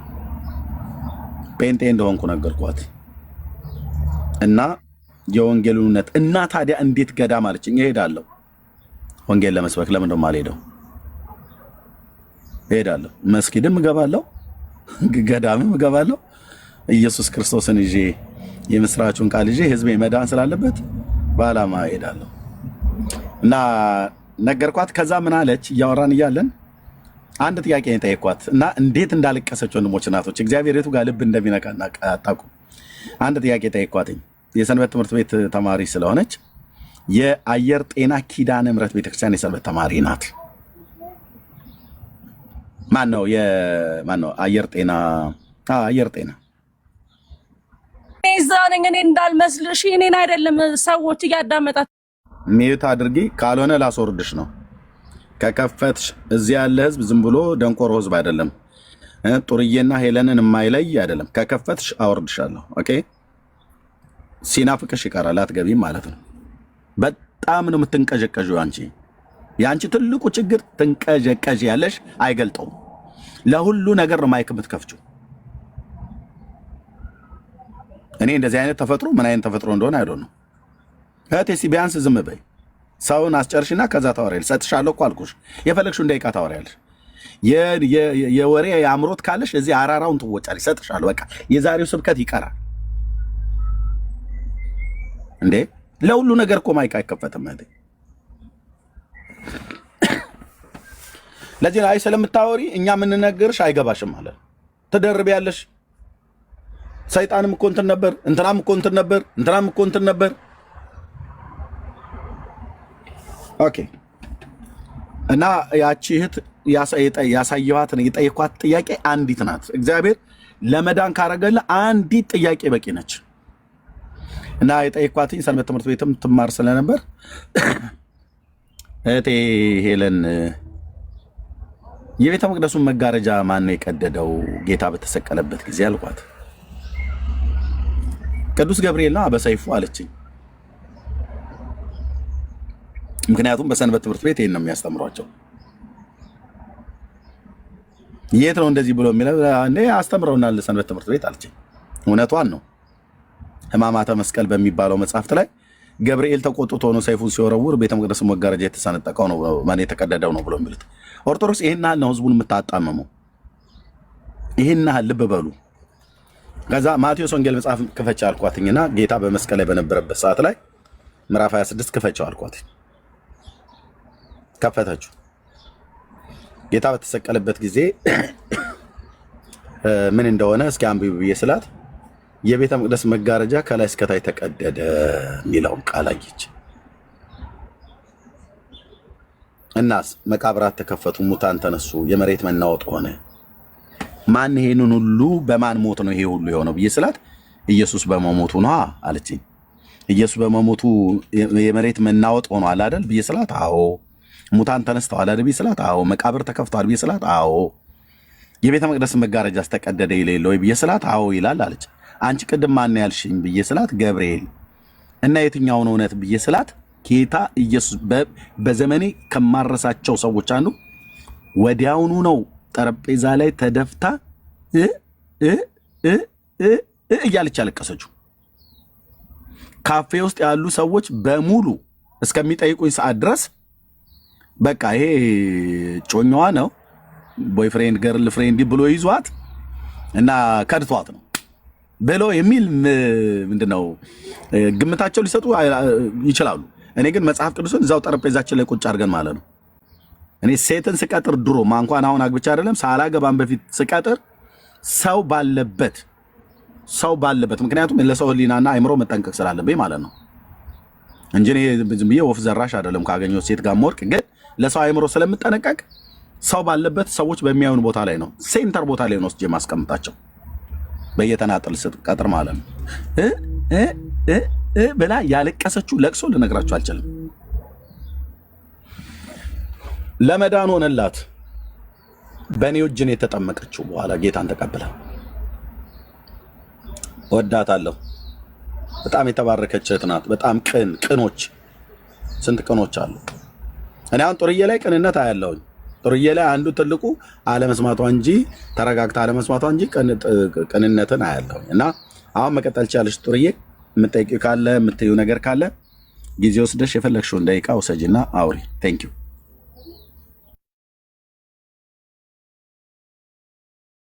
ነው እንግዲህ ለጠየቅኩት ጥያቄ ግን እስካሁን ለምን ከኦርቶዶክስ የወጣበት ምክንያት አልነገርከኝም። ነገር ግን ለሰጠኝ እድል አሁን እና ሚውት ማለት ብሎክም ስላላወረድከኝም አመሰግናለሁ። ከዛ በፊት ግን ሰኒ ሰላም ማለት እፈልጋለሁ።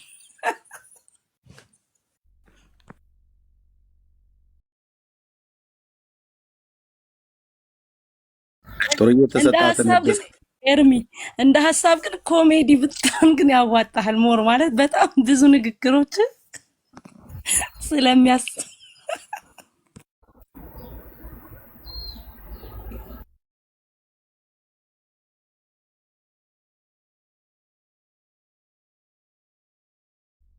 አምስት ደቂቃ ልስጣት ብዬ ነው። እኔ ደቂቃውን እየቆጠርኩ ነው። እሷ ከፈለገች ስትሳቅበት ከፈለገች ስትሳቅበት ነውና ሰኒዬ ደህና ነሽ? እንዴት ነሽ የኔ ውድ እህት? አንቺን እንኳን ሰላም ልበል ቢያንስ ኤርሚ ሳያወርደኝ እና በቃ ለማንኛውም በቂ ምክንያት ግን አልሰጠኸኝም። ምክንያቱም እስካሁን የነገርከኝ ምክንያት ሃይማኖትን ለመቀየር ምክንያት ነው ብዬ አላስብም። አንተ እንዳልከው ደግሞ ከሆነ እንግዲህ አሪዮስ እንኳን በአቅሙ በጣም ትልቅ መምህር እንግዲህ ፀሐይ በጣም ትልቅ በቤተክርስቲያን ትልቅ መምህር የሚባል ነውና ይህ ሰው ሳይቀር ቤተክርስቲያን ትቶ ወጥቷል። ይሄ ማለት እሱ እውቀት አለው ማለት ቤተክርስቲያን ትክክል አይደለች ማለት አይደለም። ያ ማለት አሁን አንተ የምትላቸው ነገሮች እውቀት ሊኖርህ ይችላል፣ ግን ትክክል ነህ ማለት አይደለም ባጭሩ ማለት ነው። ሲቀጥል ግን በቃ ይሄ እንድትመልስልኝ የፈለኩት ዛሬ አንተ እጅህ ላይ የያዝከው መጽሐፍ ቅዱስ ኦርቶዶክስ በነበርክበት ሰዓት እጅህ ላይ የለም ነበር ወይ? የመጀመሪያውን አልመልሰልኝም ብላለች። እንዴት እንደመለስኩላት ሰምታችኋል። እሷም ራሷ አጠቃላይ ባይዘዌ ከዚህ በፊት እዚሁ ዳንዬ ቤት አንድ የነገርኩሽ ነገር አለ። እሱን እንዳትረሹ። ምክንያቱም አንቺ ወደ ጌታ ትመጫለሽ እና ቆንጅዬ ዘማሪ ነው የምትሆኘው ብዬ የነገርኩሽን ታስታውሻለሽ። አሁንም እዚህ 800 ሰው ባለበት እናገራለሁ። ወደ ጌታ ትመጫለሽ፣ ጌታን ትወጃለሽ፣ እግዚአብሔርን ትወጀዋለሽ፣ እውነትንም ፈላጊ ነሽ። የግልሽ ባህሪት ከሚባለው እንደዚህ ያለመስማት ያለመረጋጋት እንጂ ምንም ጥርጥር የለውም። እዚሁ ቤት ከዛሬ ስንት ወር በፊት ተናግሬያለሁ፣ እኛን ያገኘሽ ጊዜ ማለት ነው። አሁንም ያንኑ ነገር እናገራለሁ። ምክንያቱም እውነትን የሚፈልጉ ሰዎች ተግተው ለሚፈልጉት ያገኛቸዋል ጌታ ኢየሱስ ማለት ነው። እና ብዙዎቹን አይቻለሁኝ እና ምንም አልጠራጠርም። ጥሩዬን እዩዋት፣ አስተውላችሁ ይህንን ሪካርድ አድርጋችሁ ያዙ። ከዚህ በፊትም የተናገር ነው። ሞት ካልቀደማት በስተቀር እግዚአብሔር ያንን የዘመኗን ቁጥር አናቀውም። ሞት ካልቀደማት በስተቀር ጌታ እግዚአብሔር ይጠብቃታል፣ ይጋርዳታል። ከራሷም ስተት ከክፉ ሰዎች ምክር ከሰይጣንም ወጥመድ እንዲጠብቃት ጸልይላታለሁ። ጌታን ተቀብላ በእግዚአብሔር መንግስት ውስጥ የምታገለግል ቀናኢ ሴት ነው የምትሆነው፣ አልጠራጠርም። እና ግን እስከዛው ድረስ አንዳንዶች ይላላጣሉ፣ በጣም ረጅም መንገድ ይሄዳሉ፣ የመዳን መንገዳቸውን ያስረዝማሉ። ጌታ መጥቶ እዛ በቤተሳይዳ በመጠመቂያው ስፍራ መጥቶ የነበረውን ሰው ትድን ዘንድ ትወዳለህ ወይ ብሎ አለው። በሰሊሆም መጠመቂያ ሶሪ እና ሰው የለኝም አለው። እሱ የሚያውቀው ሰው የለኝም ነው። ይሄ የሚያወራው ሰው ግን ሰው ብቻ መስሎን የታየው ማን እንደሆነ አላወቀውም፣ መረዳቱ ስለሌለው ማለት ነው። እና በቃ አጭርና ግልጽ ነው። ሰዎች መዳን የሚፈልጉ ተግተው ይፈልጉታል ጌታ እና ምንም አልጠራጠርም። እሱን እያየው ነው ማወራሽ። ጌታ ግን ለምን ወጣ ብለሽ ላልሽኝ የዘላለም ሕይወት ፈልጌ ነው የወጣሁት። ለምን ወንጌል በዛ ቤት ስለማይሰበክ አይሰበክም። ወንጌል አይሰበክም። አለመሰበኩ እኔ ብቻ ሳይሆን ቪዲዮውን ከፍቼ ሳይሻለሁ እስካሁን ድረስ የሊቃውንት ጉባኤው የሆኑት ሰው ብፁዕነታቸው ብፁዕ አቡነ ማርቆስ ወንጌልን ስበኩ አትፍሩ ነው ብሎ ያሉት። እነ መጋቢ አዲስ እሸቱ አለማየሁ አይነ ስውሩ ማለት ነው። እየሰጋን ነው የምንሰብከው ክርስቶስን እኮ ብለዋል። ክርስቶስ እኮ እየተሰጋ እኮ የሚሰበክበት እኮ ቤት ነው። እነ ብፁዕ አቡነ ገብርኤል ቤቱ ገፊ ነው እኮ ብለዋል። እንዴ በጣም ሁሉም እኮ እየተናገሩ አሁን ያሉ አገልጋዮች አሁን እንግዲህ ብፁዕነታቸው የቤተክርስቲያን ሁለቱም ጳጳሳት የቤተክርስቲያን አገልጋዮች ናቸው። መጋቢ አዲስም የኦርቶዶክስ ቤተክርስቲያን አገልጋይ ነው። እየሰጋን ነው። ኢየሱስ ክርስቶስን ነው በስጋት የሚሰብኩት። ሌሎቹን ያለ ስጋት ነው የሚሰብኩት። ኢየሱስ ግን በስጋት ነው የሚሰበከው። ኢየሱስ ባልተሰበከበት የዘላለም ሕይወት የለም። ወንጌል በስጋት የሚሰበክበት ቤተክርስቲያን እዚህ ፕላኔት ላይ የኢትዮጵያ ኦርቶዶክስ ቤተክርስቲያን ነው። ማን ይህንን ያለው? የራሷ ቤተክርስቲያን አገልጋዮች ፈርጦቼ ናቸው ብላ የምትላቸው አገልጋዮች። ስለዚህ ቤቱ ገፊ ነው። ቤቱ ክርስቶስ የሚሰበክበት ቤት አይደለም። ክርስቶስም ከተሰበከው ወረፋ ጠብቆ ነው የሚሰበከው። የአቦ የሆነ ዕለት የአቦ ታሪክ ነው የሚነገርህ። የአርሴማ የሆነ ዕለት የአርሴማ ታሪክ ነው የሚነገርህ። በቃ ጠብቆ የራሱን ወረፋውን ጠብቆ ምንም መቸኮል የለበትም። ኢየሱስ እኔን ስበኩኝ ብሎ ቢል የለም ወረፋን ጠብቅ ነው የሚባለው። ምክንያቱም በጣም ብዙ አሮጊትና ሽማግሌ ሰግስገው አስገብተዋል። በዛቲ ዕለት አይረፈ ምናምን ነገር ብለው ይጀምርልሃል ማለት ነው። በዚህች ዕለት ጻድቁ እንትና ያረፈበት ቀን ነው። አቡነ ኪሮስ ስለኛ ሲጸልይ 40 ዓመት ዛፍ ላዩ ላይ በቀለበት ይላል።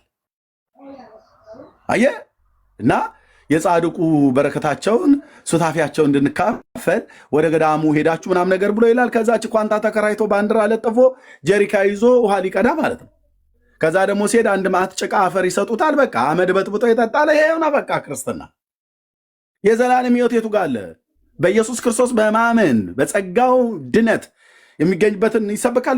በኦርቶዶክስ ቤተክርስቲያን በፍጹም አይሰበክም። እንኳን እኔ ያኔ እያለሁ አይደለም አሁንም እንኳን አይሰበክም። ኦኬ። ስለዚህ እኔ የወጣሁትኝ የዘላለም ሕይወት ፈልጌ ነው አልኩሽ። ኦኬ። አሁን የጠየቅሽው የመጨረሻው ጥያቄ ይሄ አሁን እጅህ ላይ ያስከው መጽሐፍ ቅዱስ በኢትዮጵያ ኦርቶዶክስ ቤተክርስቲያን አለ ብለሽ ካልሽ አለ። መጽሐፍ ቅዱሱማ አለ። መጽሐፍ ቅዱሱ አለ። መጽሐፉ አለ። መጽሐፉ እንዲኖርም ትልቅ አስተዋጽኦ አድርጋለች ቤተክርስቲያኒቱ በትርጉም ስራ ውስጥ ምናምን ነገር ሁሉ ጭምር ማለት ነው። መጽሐፉ አለ፣ አንባቢ ግን የለም። መጽሐፉ አለ፣ ሰባኪ ግን የለም። መጽሐፉን የሚሰብክ ሰባኪ የለም። መጽሐፉን የሚያነብ ትውልድ ግን የለም። ኦኬ፣ ይሄ ነው እንጂ መጽሐፉማ አለ። እኛ እጅ ላይ ያለው መጽሐፍ ቅዱስ አሁን እኛ የምንጠቀምበት አብዛኛው በንጉሱ በጃንሆይ ዘመን በ1954 ዓ.ም የተተረጎመ ነው። ከዛ በፊትም የነበረ ነው። መጽሐፉማ አለ። አዎ፣ አንባቢ ህዝብ ግን የለም። ሰባኪ መምህር ግን የለም። እንደ ኤርምያስ አውደ ምሕረቱ ላይ እኮ የጠቀሱት እኮ ከኢሳይያስ ትንቢት መጽሐፍ ነው ምናምን ነገር ብሎ ወይ ከመዝሙረ ዳዊት ጠቅሶ ነው ኃይለ ቃሉን አዎ አንብቧል። ካነበበ በኋላ ግን ቀጥሎ ከተሰጠው የስብከት ጊዜ ውስጥ ከአንድ ሰዓት ተሰጥቶት ከሆነ 15 ደቂቃ ስለ እግዚአብሔር ቸርነትና ምሕረት ትንፋሽ የላቸውም አብዛኞቹ የሚሰብኩት። የእናታችን የወለተ ጴጥሮስ በረከቷ አይደርብንና በዛሬ ዕለት እናታችን መታሰቢያዋ ነው። የእናታችን እድገቷና ትውልዷ የእናቷ ስም ወይዘሮ አዛለች ይባላል። የአባቷ ስም ደግሞ አቶ ቦጋሌ ይባላሉ። የተወለዱት በዚህ በደቡብ ጎንደር በጨልጋ ወረዳ ውስጥ ነውና እናዛ በነበሩበት ሰዓት ምናምን ነገር ብሎ በቃ ይጀምራል። ይሄንኑ ነው በየወሩ የሚነግሩን። እዛ ወደ ምሕረት ላይ ቆሙ። ለታሪክ አንዴ እንገሩን። ወር ጠብቁ። በዚያን ቀን ወንጌል ለመስማት ስንሄድ ከወይዘሮ አዛልጅ ተወለደ። የወይዘሮ አዛሉን ልጅ ይነግረናል መጥቶ። እንዴ የድንግልን ልጅ አይሰብከንም እንዴ? የእግዚአብሔር ልጅ አይሰብከንም እንዴ? ወይዘሮ አዛሉ ምን ያልቀፈቀፉት ልጅ አለ? እና እሷ በዚህ ወጥታ ያው እንግዲህ የጻድቁ መታሰቢያ ለዘላለም ይኖራል ተብሏልና የእናታችንን መታሰቢያ እናደርግላቸው ብሏል። መታሰቢያ ተብሎ የተባለው ምንድነው ብለህ ብትል መጽሐፍ ቅዱስ የጻድቅ መታሰቢያ ለዘላለም ይኖራል ብሎ ከሚለው ጋር ምንም የማይገናኝ ወንድሞች እናቶች፣ ምንም የማይገናኝ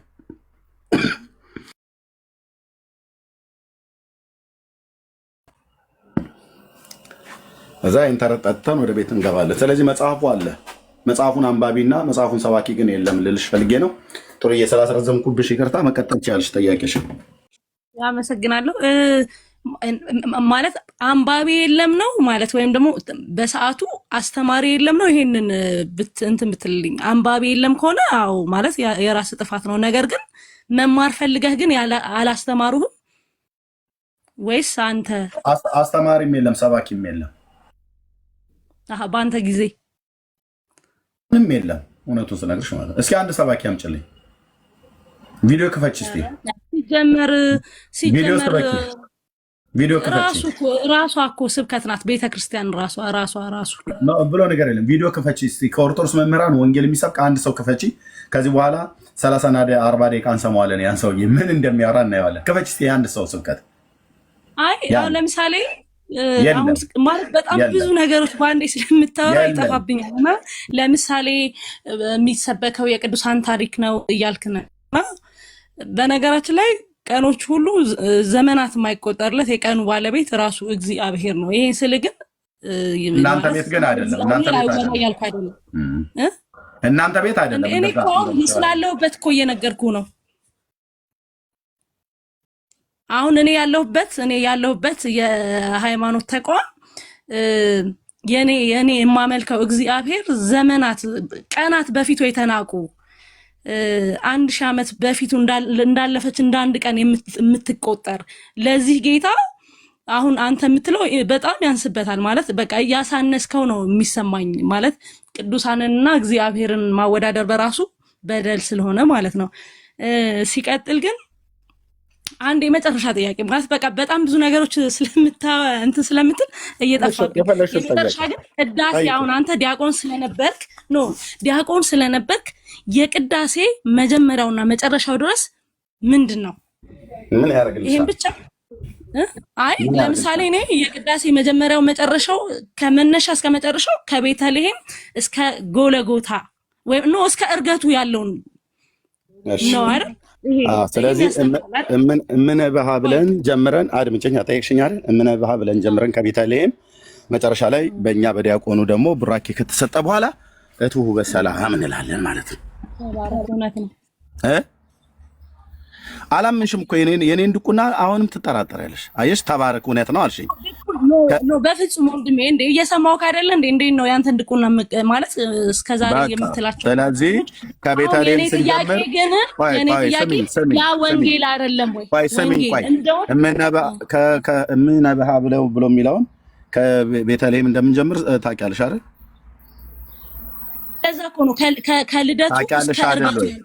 ቆይ ታውቂያለሽ አይደል ወይ? እሺ መጨረሻ የቅዳሴው ደግሞ የመጨረሻው ዲያቆኑ እቱ በሰላም ይላል አይደል? ካህኑ ከባረከ በኋላ አድነኑ አረስቲክ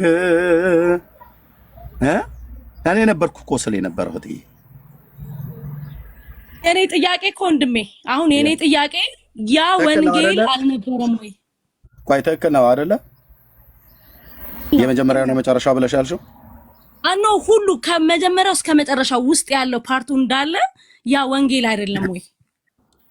የወንጌል ክፍል ይሆናል እኮ አልኩሽ። ወንጌል ያልሆነ ይኸውልሽ ወንጌል ስብከት ነው ብለሽ ከሆነ ወንጌል እንደዛ አይደለም የሚሰበከው። በዜማ የምናዜመውን ኦኬ ስብከት አሰባበክን ካወቅሽ ስብከት በዜማ አይደለም። ኦኬ ስብከት በዜማ አይደለም። የስብከትና የትምህርት አሰጣጥ የስብከት አሰባበክ ዘዴ አለው ማን ወይ ደግሞ እንትን አለው። ስለዚህ ቤተክርስቲያኒቱ ወንጌል አትሰብክም ብዬ ስል ይሄው 825 ሰው እኔ የዛሬ 27 ዓመት በፊት በነበርኩበት ጊዜ ብቻ ሳይሆን አሁንም ጭምር ወንጌል አትሰብክም። ወንጌል ስለማትሰብክ ነው ብፁዕና በእነ ብፁዕነታቸው እነ ብፁዕ አቡነ ማርቆስ ወንጌል ስበኩ አትፍሩ ድቅድቅ ጨለማ ውስጥ ነው ያለን እያሉ እየጮሁ ያሉት። አባቶች እኮ እየጮሁ ነው። እነ ጥሩዬ ናቸው አልሰማ ብለው ያሉት። እኛ ከዚህ እየጮህን ነው። ጨለማ ውስጥ ነው ያላችሁት ጌታን ተቀበሉ ብለን እዚህኛ እየጮህን ነው። ጳጳሳቱ ደግሞ ከላይ ጨለማ ውስጥ ነው ያለው ልክ ናቸው ጴንጤዎቹ ወንጌል አይሰበክም ወንጌል ስበኩ አትፍሩ ብለው ያሉት ለሊቃውንት ጉባኤ ሆኑ። ስለዚህ ኦርቶዶክስ ጨለማ ውስጥ እኮ መሆኗን እኛ ብቻ ነግረናት አይደለም ጳጳሳቶቿ ሁሉ ጭምር እኮ እየመሰከሩ ነው። የኛና የጳጳሳቱ እኮ ንግግር አንድ አይነት ሆነ። እነ ጥሩዬ ሌላ ዓለም ውስጥ ናቸው። ይሄንን ቪዲዮ እኮ ከዚህ በፊት አሳይተኛል። በቃ ይሄን ነገር ነግረኸኛል ኦልሬዲ ቢያንስ ላይክ 6-7 ወር ይሆናል። ይሄን ነገር አሳይተኝ በቪዲዮ ነው 6-7 ወር አይሆንም። የሊቃ ወርሃ ሚያዝያ ላይ ነው። ሚያዝያ ላይ አይደል ነው። የሚያዝያ 6 አካባቢ አዎ ልክ ነው። ስለዚህ ምንድነው አድምጪኝ ወንጌል ቢሰበክ ጨለማ ውስጥ ሆኑ ነበር? ድቅድቅ ጨለማ ውስጥ ነን ያሉት አባት አድምጪኝ ያሉት አባት የቤተክርስቲያኒቱ የስብከተ ወንጌል ኃላፊ ናቸው። በኢትዮጵያ ኦርቶዶክስ ተዋሕዶ ቤተክርስቲያን የመጨረሻው ቶፕ ላይ ያሉት የወንጌል ስብከት መምሪያ ክፍል ኃላፊ ናቸው። የስብከተ ወንጌሉ ዋና ናቸው። እኔ አሁን ያን ቃል የተናገሩት ለምንድን ነው ብዬ የምጠይቀው እሳቸው ነው። አሁን ግን አንተ መጠየቅ የምችለው ይሄን ቅዳሴ የኦርቶዶክስ ተዋሕዶ ቤተክርስቲያንን ለ15 ደቂቃ እንኳን ወንጌልን አትሰብክም ብለሃል። ቅዳሴው ስለምንድን ነው? ቅዳሴውማ ብዙ ዜማ የሰው ሐሳብ ሁሉ አለበት። የእግዚአብሔር ቃል አይደለም መጽሐፍ ቅዱሳዊ የሆነም ነገር የተቀላቀለ አለበት። ሰዎች የደረሱት ድርሰት ነው። በዛ ድርሰት ውስጥ የእግዚአብሔርንም ቃል የራሳቸውንም ልቦለድ ጨምረውበታል። ስለዚህ ጌታ ቅዳሴ ቀድሱ አይደለም ያለው ወንጌል ስበኩ ነው ያለው። ወደ ዓለም ሁሉ ሂዱ ቅዳሴ ወንጌል በነገራችን በመዝሙር መልክ ይሰበካል። አድምጪኝ ወደ ዓለም ሁሉ ሂዱ ቅዳሴ ቀድሱ። እናንተ ስትቀድሱ ሰው ያስቀድስ። ካስቀደሱ በኋላ ቅዳሴ ጸበል የሚባል ነገር ስጧቸውና ጠጥተው ይሄዱ አይደለም ያለው ጌታ። ወደ ዓለም ሁሉ ሂዱ ወንጌልን ለፍጥረት ሁሉ ስበኩ። ወንጌል ምንድነው? የምስራች ነው። ኦኬ በጌታ በኢየሱስ ክርስቶስ በማመን የሚገኘው ንስሐና የኃጢአት ይቅርታን እነ ቅዱስ ጳውሎስ እየዞሩ በአሕዛብ አገሮች በአይሁድ ምኩራብ እየገቡ የሰበኩት ቅዳሴ ነበር የሚቀድስ የነበረው ጳውሎስ። በሄደበት ከተማ ሁሉ ስለ ጌታ ስለ ኢየሱስ ክርስቶስ ማዳን ስለ በጎነቱ ይሰብክ ነበር፣ ይናገር ነበር። ኦኬ ይናገር ነበር።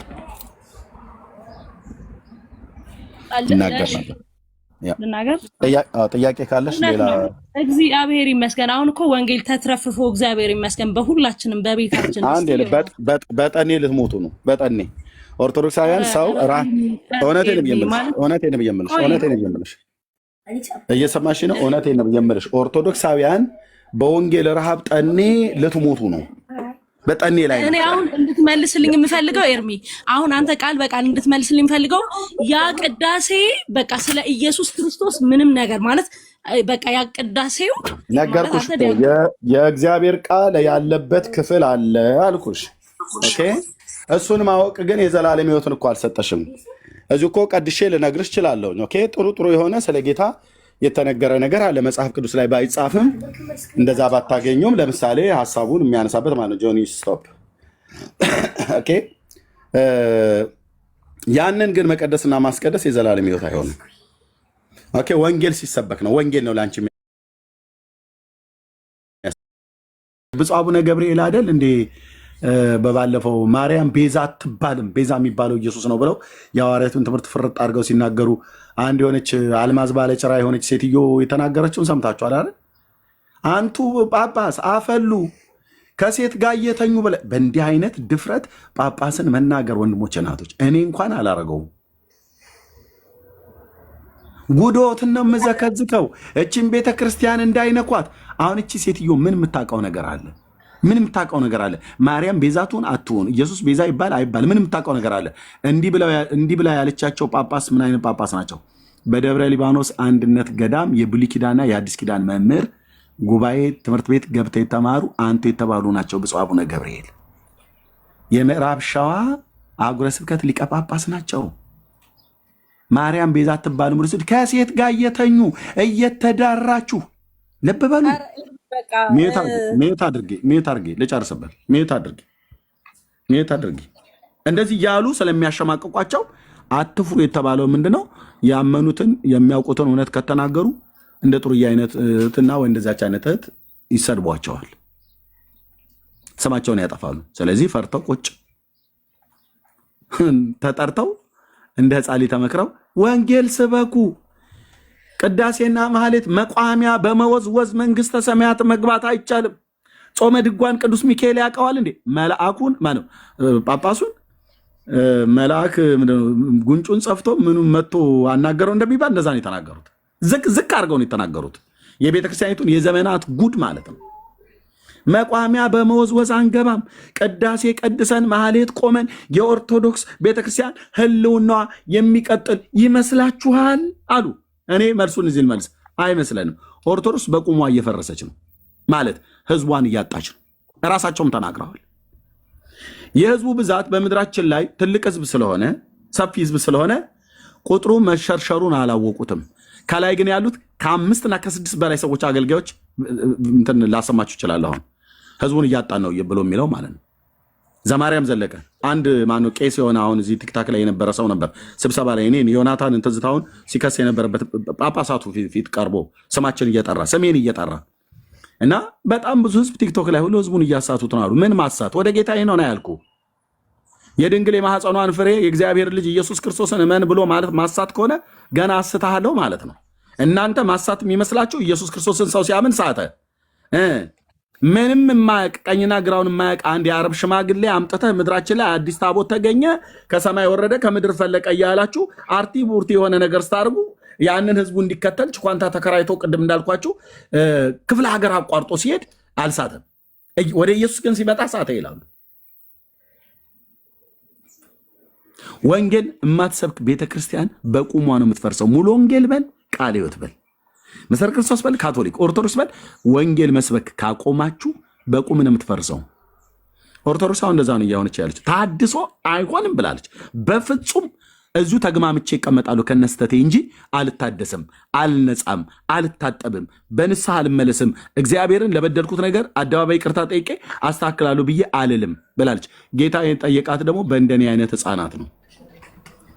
እናንተ ህፃናት ያቦካው ለምን አይበቃም እያሉ ማለት ነው። በነቢዩ በሳሙኤል ነው ቤቱን ያጸዳው። በነቢዩ በኤርምያስ ነው ህፃኔ ብሎ ባለ ብላቴናኔ ብሎ ባለው እስራኤልን ወደ እግዚአብሔር ሀሳብ እንድትመለስ የጠራው። ኦኬ፣ ንቀታቸው አፍንጫቸው ላይ ነው። ስለዚህ ተሐድሶ የጣላች ቤተክርስቲያን ወይ ትገመሳለች ለ2 ለ3 ወይ ትፈርሳለች ማለት ነው። ለዚህ ነው አሁን 3 ቦታ ላይ ነው 4 ቦታ ላይ ተበተኑት ያሉ መስሏችሁ እናንተ 4 ቦታ ላይ ኦፊሻል፣ ይሄ አደባባይ የሚታወቅ ነገር ነው። የትግራዩ ሲኖዶስ ከሳቴ ብርሃን ማነው አቡነ ሰላማ ተገንጥለዋል። ከኢትዮጵያ ኦርቶዶክስ ጋር ምንም ግንኙነት የለንም ብለው ኦፊሻሊ ጎጃም ላይ ቅባት ተገንጥለዋል። ይሄው እነዛ ማርያም ሁሉ እየጮሁ ነው አሁን እያለቀሱ። እኛ ከስንት ዓመት በፊት ተነግረናቸዋል። የኦሮሚያው መንበረ ጴጥሮስ ተገንጥለዋል ከብፁዕ አቡነ ከመንበረ ተክለ ሃይማኖት ማለት ነው። ታያላችሁ።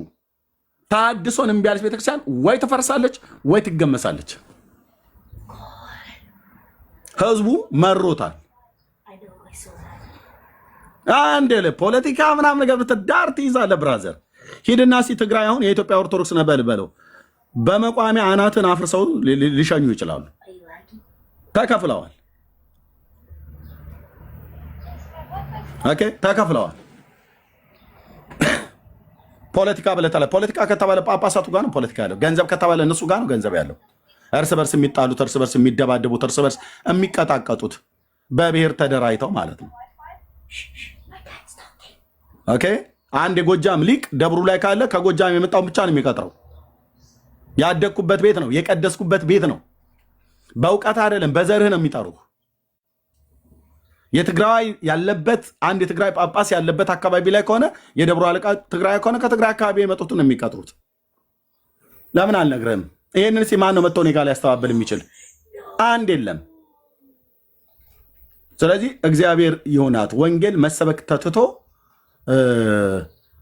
ህዝቡን በውሸትና በሐሰት ስለያዙት ያው ጥሩዬ እስካሁን ድረስ ያለ ህዝብ ይወጣል።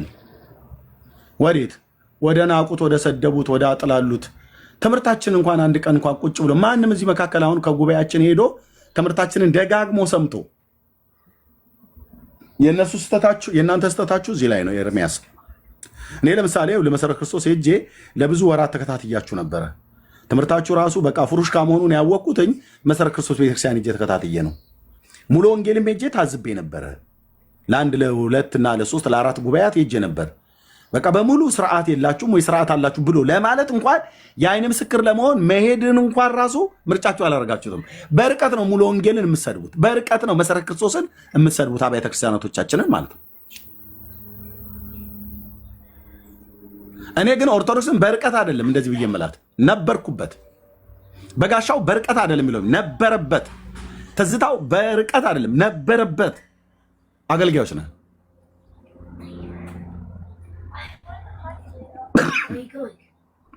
የምናወራው ነገር ደርዝ ያለው ነው። ያለ መረጃ አላወራም። መጽሐፍቶቻችሁ በሙሉ ሲወጡ እዚህ እንዳለ ተዘግዝቀው ሲወጡ መጽሐፍቶቻችሁ ውስጥ ያለውን ነውርና ገበና የሆነ ራሳችሁ እንኳን እስክታፍሩባቸው ድረስ መጽሐፍ ቅዱስን ስለመንፈሳዊ ነገር እንነጋገር ተብሎ ሲባል በመጽሐፍ ቅዱስ ብቻ ይሁንልን እኮ ብላችሁ አላችሁ። እኛ ግን መጽሐፍ ቅዱስ ብቻ ብለን ስንል ሉተር ሽንት ቤት ቁጭ ብሎ የጻፈው ነውር ነው። እሱ እንደዛ አይባል። መጽሐፍ ቅዱስ ብቻ ማለት ነውር ነው። እኛ በመጽሐፍ ቅዱስ ብቻ እናምን ማለት ታዲያ በምንድን ነው የምታምኑት? በአርቲ በቡርቲ ሁሉ ታምናላችሁ። ደብተራ ጽፎ ያመጣውን ጽሁፍ ሁሉ ማለት ነው።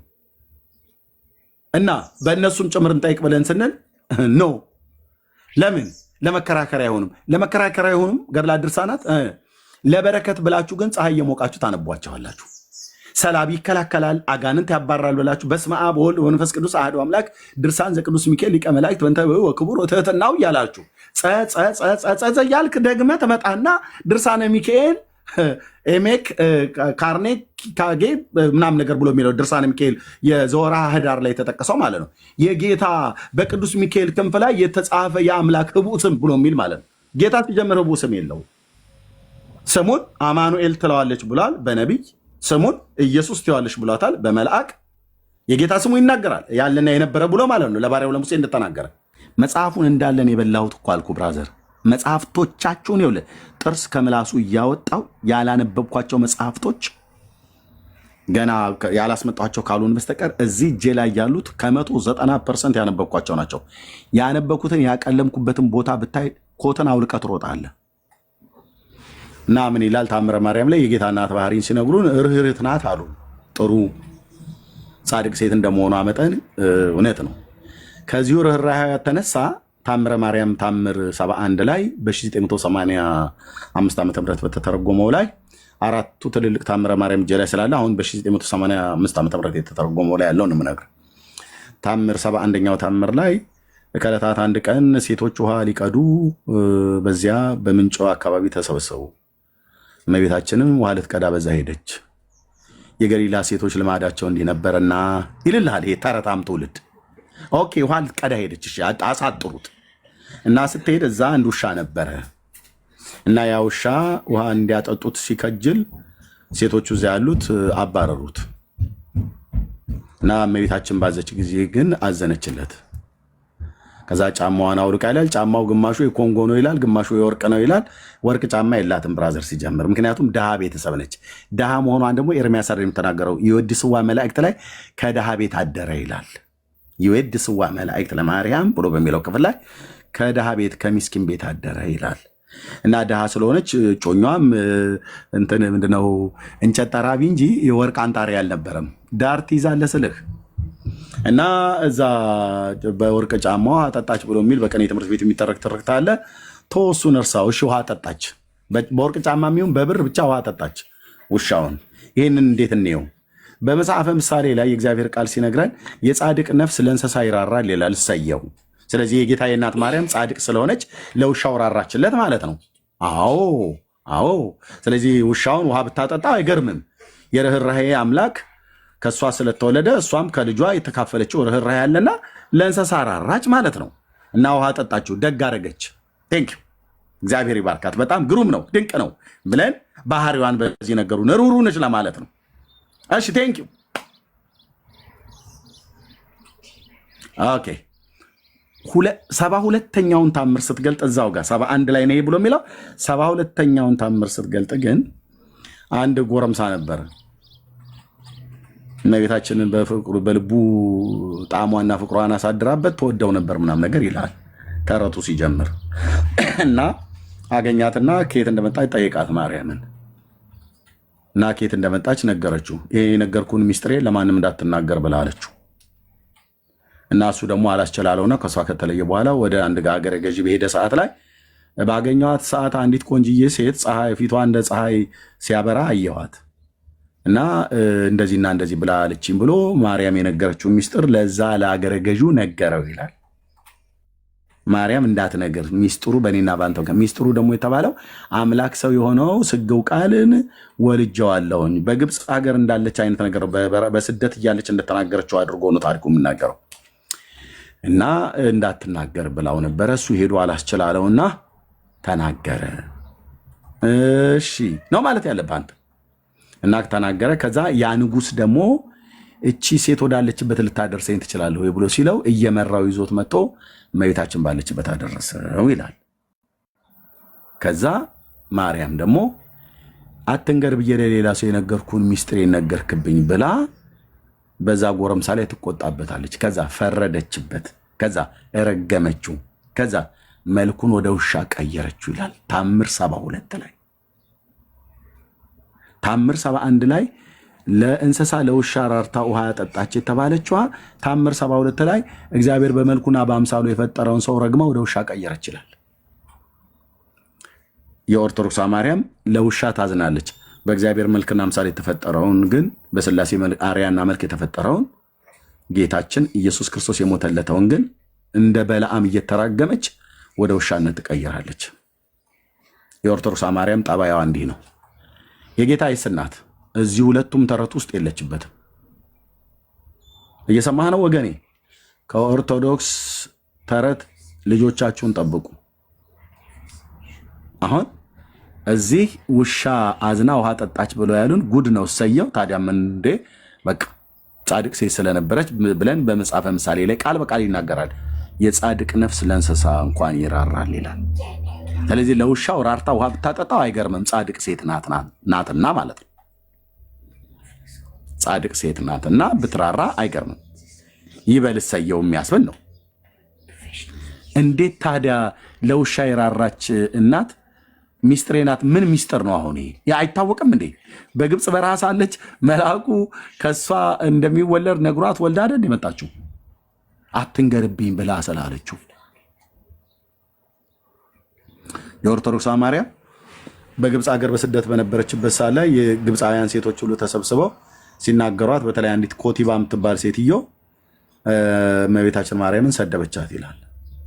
ሙልጭ አርጋ ከፍ ዝቅ አርጋ በኢትዮጵያውያን አባባል እስከ ዶቃ ማሰሪያ እንደሚባል ሰደበቻት ይላል ተአምሩ ሲናገር። እዛ እመቤታችን ማርያም ተቆጣች። ነው አልተቆጣችም። እቺ ኮቲባ ተባለችዋ ሴትዮ እንደዚህ መሳደብ ብቻ ሳይሆን ከእመቤታችን እጅ ላይ ሕፃኑን መድኃኔዓለምን ወስዳ አነሳችውና ከአቧራ ጋር ቀላቀለችው፣ ፍርጥ አደረገችው ይላል። ኮቲባ ወይዘሮ ኮቲባ ማለት ነው። ማርያም ይሄ ሁሉ ሲሆን እያየች ነው። ከዛ እንደውም ሕፃኑ ሲያለቅስ ዮሴፍ ሊያነሳው ሲል ይላል። ይኸውልህ የ1700 ዓመት ታሪክ እንዲህ አይነት ተረታ ተረት ነው የሚሰበከው። እና ዮሴፍ ሕፃኑ ኢየሱስ ሲያለቅስ አንስታ ነው እንዴት ፍርጥ አደረገችው። ሕፃን ልጅ ማለት ነው። የ2 ዓመት ሕፃን ልጅ ሆኖ ተሰደደ ተብሎ የሚባለው እና ተቀበለችና ከዛ እናታችን እመቤታችን ቆማ ታለቅስ ነበር። አትከላከልም እንዴ? በጥፊ አተላተም ልጅ ላይ ቀልዳለ እንዴ? የትኛው እናት ነው ልጁ ሲወረወርበት ቆማ እሷ እንትን ነበረ? ያው ርህርት እንደመሆኑ አመጣን እኮ ብሎ ሊለው ማለት ነው። እንዴት ነው አንድ ወላጅ እናት ልጇን ከላዋ ላይ ተቀብላ ወይዘሮ ኮቲባ የምትባል የጠገበች ሴትዮ ስትወረውረው፣ ተረታችሁ ገና እዚህ ጋር ነው የሚፈርሰው። ስትወረውረው ማርያም ምንም አትታገልም። ከዛ ምን አለች? ዮሴፍ ሕፃኑ ኢየሱስ ምርር ብሎ አለቀሰ፣ አቧራ ላይ እዛ እየተንደፋደፈ እማዬ እማዬ እማዬ እማዬ እማዬ ድረሽልኝ እያለ ማለት ነው። እዛ እንዲህ ነው አየህ፣ እንዲህ ነው የሚያሳንሱት በዚህ ነውረኛ በሆነ ጽሑፋቸው ማለት ነው። ከዛ ዮሴፍ አዘንና ሊያነሳው ሲል እመቤታችን ማርያም ተው ታምሩን ይግለጥ ብላ አለችው ይላል።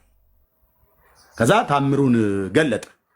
ሲገልጥ ወዲያውኑ ወይዘሮ ኮቲባ ወዲያውኑ እሷና እሷ ብቻ አይደሉም ልጆቿ፣ ቤተሰቦቿ፣ የእናቷ የአባቷ ጎሳ ሁሉ በሙሉ ወደ ጦጣ ጉሬዛ ዝንጀሮ እየሆኑ እንደ ጉሬዛና እንደ ጦጣ እየዘለሉ እየጮሁ ከቤታቸው እየወጡ ወደ ጫካ ገቡ። በእውነት በዚህ ቤተክርስቲያን መኖር ለኛ እኮ እንዴት ልንቀበሰላችሁ ይልሃል ይመጣና ማለት ነው። መድኃኔዓለም ያስመለጠ ነው ብዬ የምልህ ከኦርቶዶክስ ተረት ይሄ ተጽፎ ተገኝቷል የትም።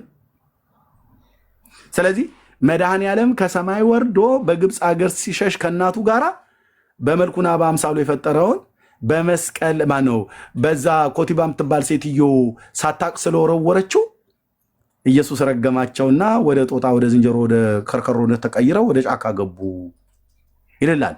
እኔ መልክ ኦርቶዶክሳውያን ወገኖቼ እነዛስ በመስቀል ላይ አውቀው የሰቀሉት እያወቁ ማለት ነው። አንዳንዶቹ እያወቁ አንዳንዶቹ ግን ሳያውቁ ጌታ እንዳለው እነዛ የቸነከሩትስ ወደ ከርከሮ ወደ ጃርት አልተቀየሩ? ለነሱ ምሕረትና ርኅራሄን ያደረገ የሚያደርጉትን አያውቁምና ይቅር በላቸው ብሎ ያለ ጌታ እንዴት ገና ምንም የማታውቅ አንድ ግብፃዊ ሴትዮ እንደዚህ ያደረገች ተብሎ ወደ ጃርትና ወደ ከርከሮ? ለምንድን ይሄን ብለው የሚሉት? ለማስፈራራት ነው። እኔ መች አጣሁት ብራዘር፣ ቤቴ እኮ ነው ያደግኩበት ቤት ነው። መች አጣሁት? የኦርቶዶክስን ሙድ መች አጣሁት? ህዝብን በማስፈራራት ለመያዝ ነው ማለት። ከዛ ይጀምርልሃል፣ በቃ ይቀጥሉልሃል። ተያ በኋላ ይልልሃል የእመቤታችን ቸርነቷ በዚህ ብቻ የሚያበቃ አይደለም ብሎ ማለት ነው። የእመቤታችን ፍቅሯ በውስጣቸው ያደሩ ሰዎች እንደነ ቅዱስ ዮሐንስ አፈወርቅ አይነቶቹ ብልት ይስሙ ነበር፣ ብልት ይልሱ ነበር ይላል። የሴት ብልት ይስሙ ነበር፣ የሴት ብልት ይልሱ ነበር ይላል። ይህንን ታምር አድራጊዋ ማናት? ማርያም የጌታችን እናት። ፈርዶባት እንበል መቼ። ተባረኩና ወንድም ነቀጥል። ቴንኪው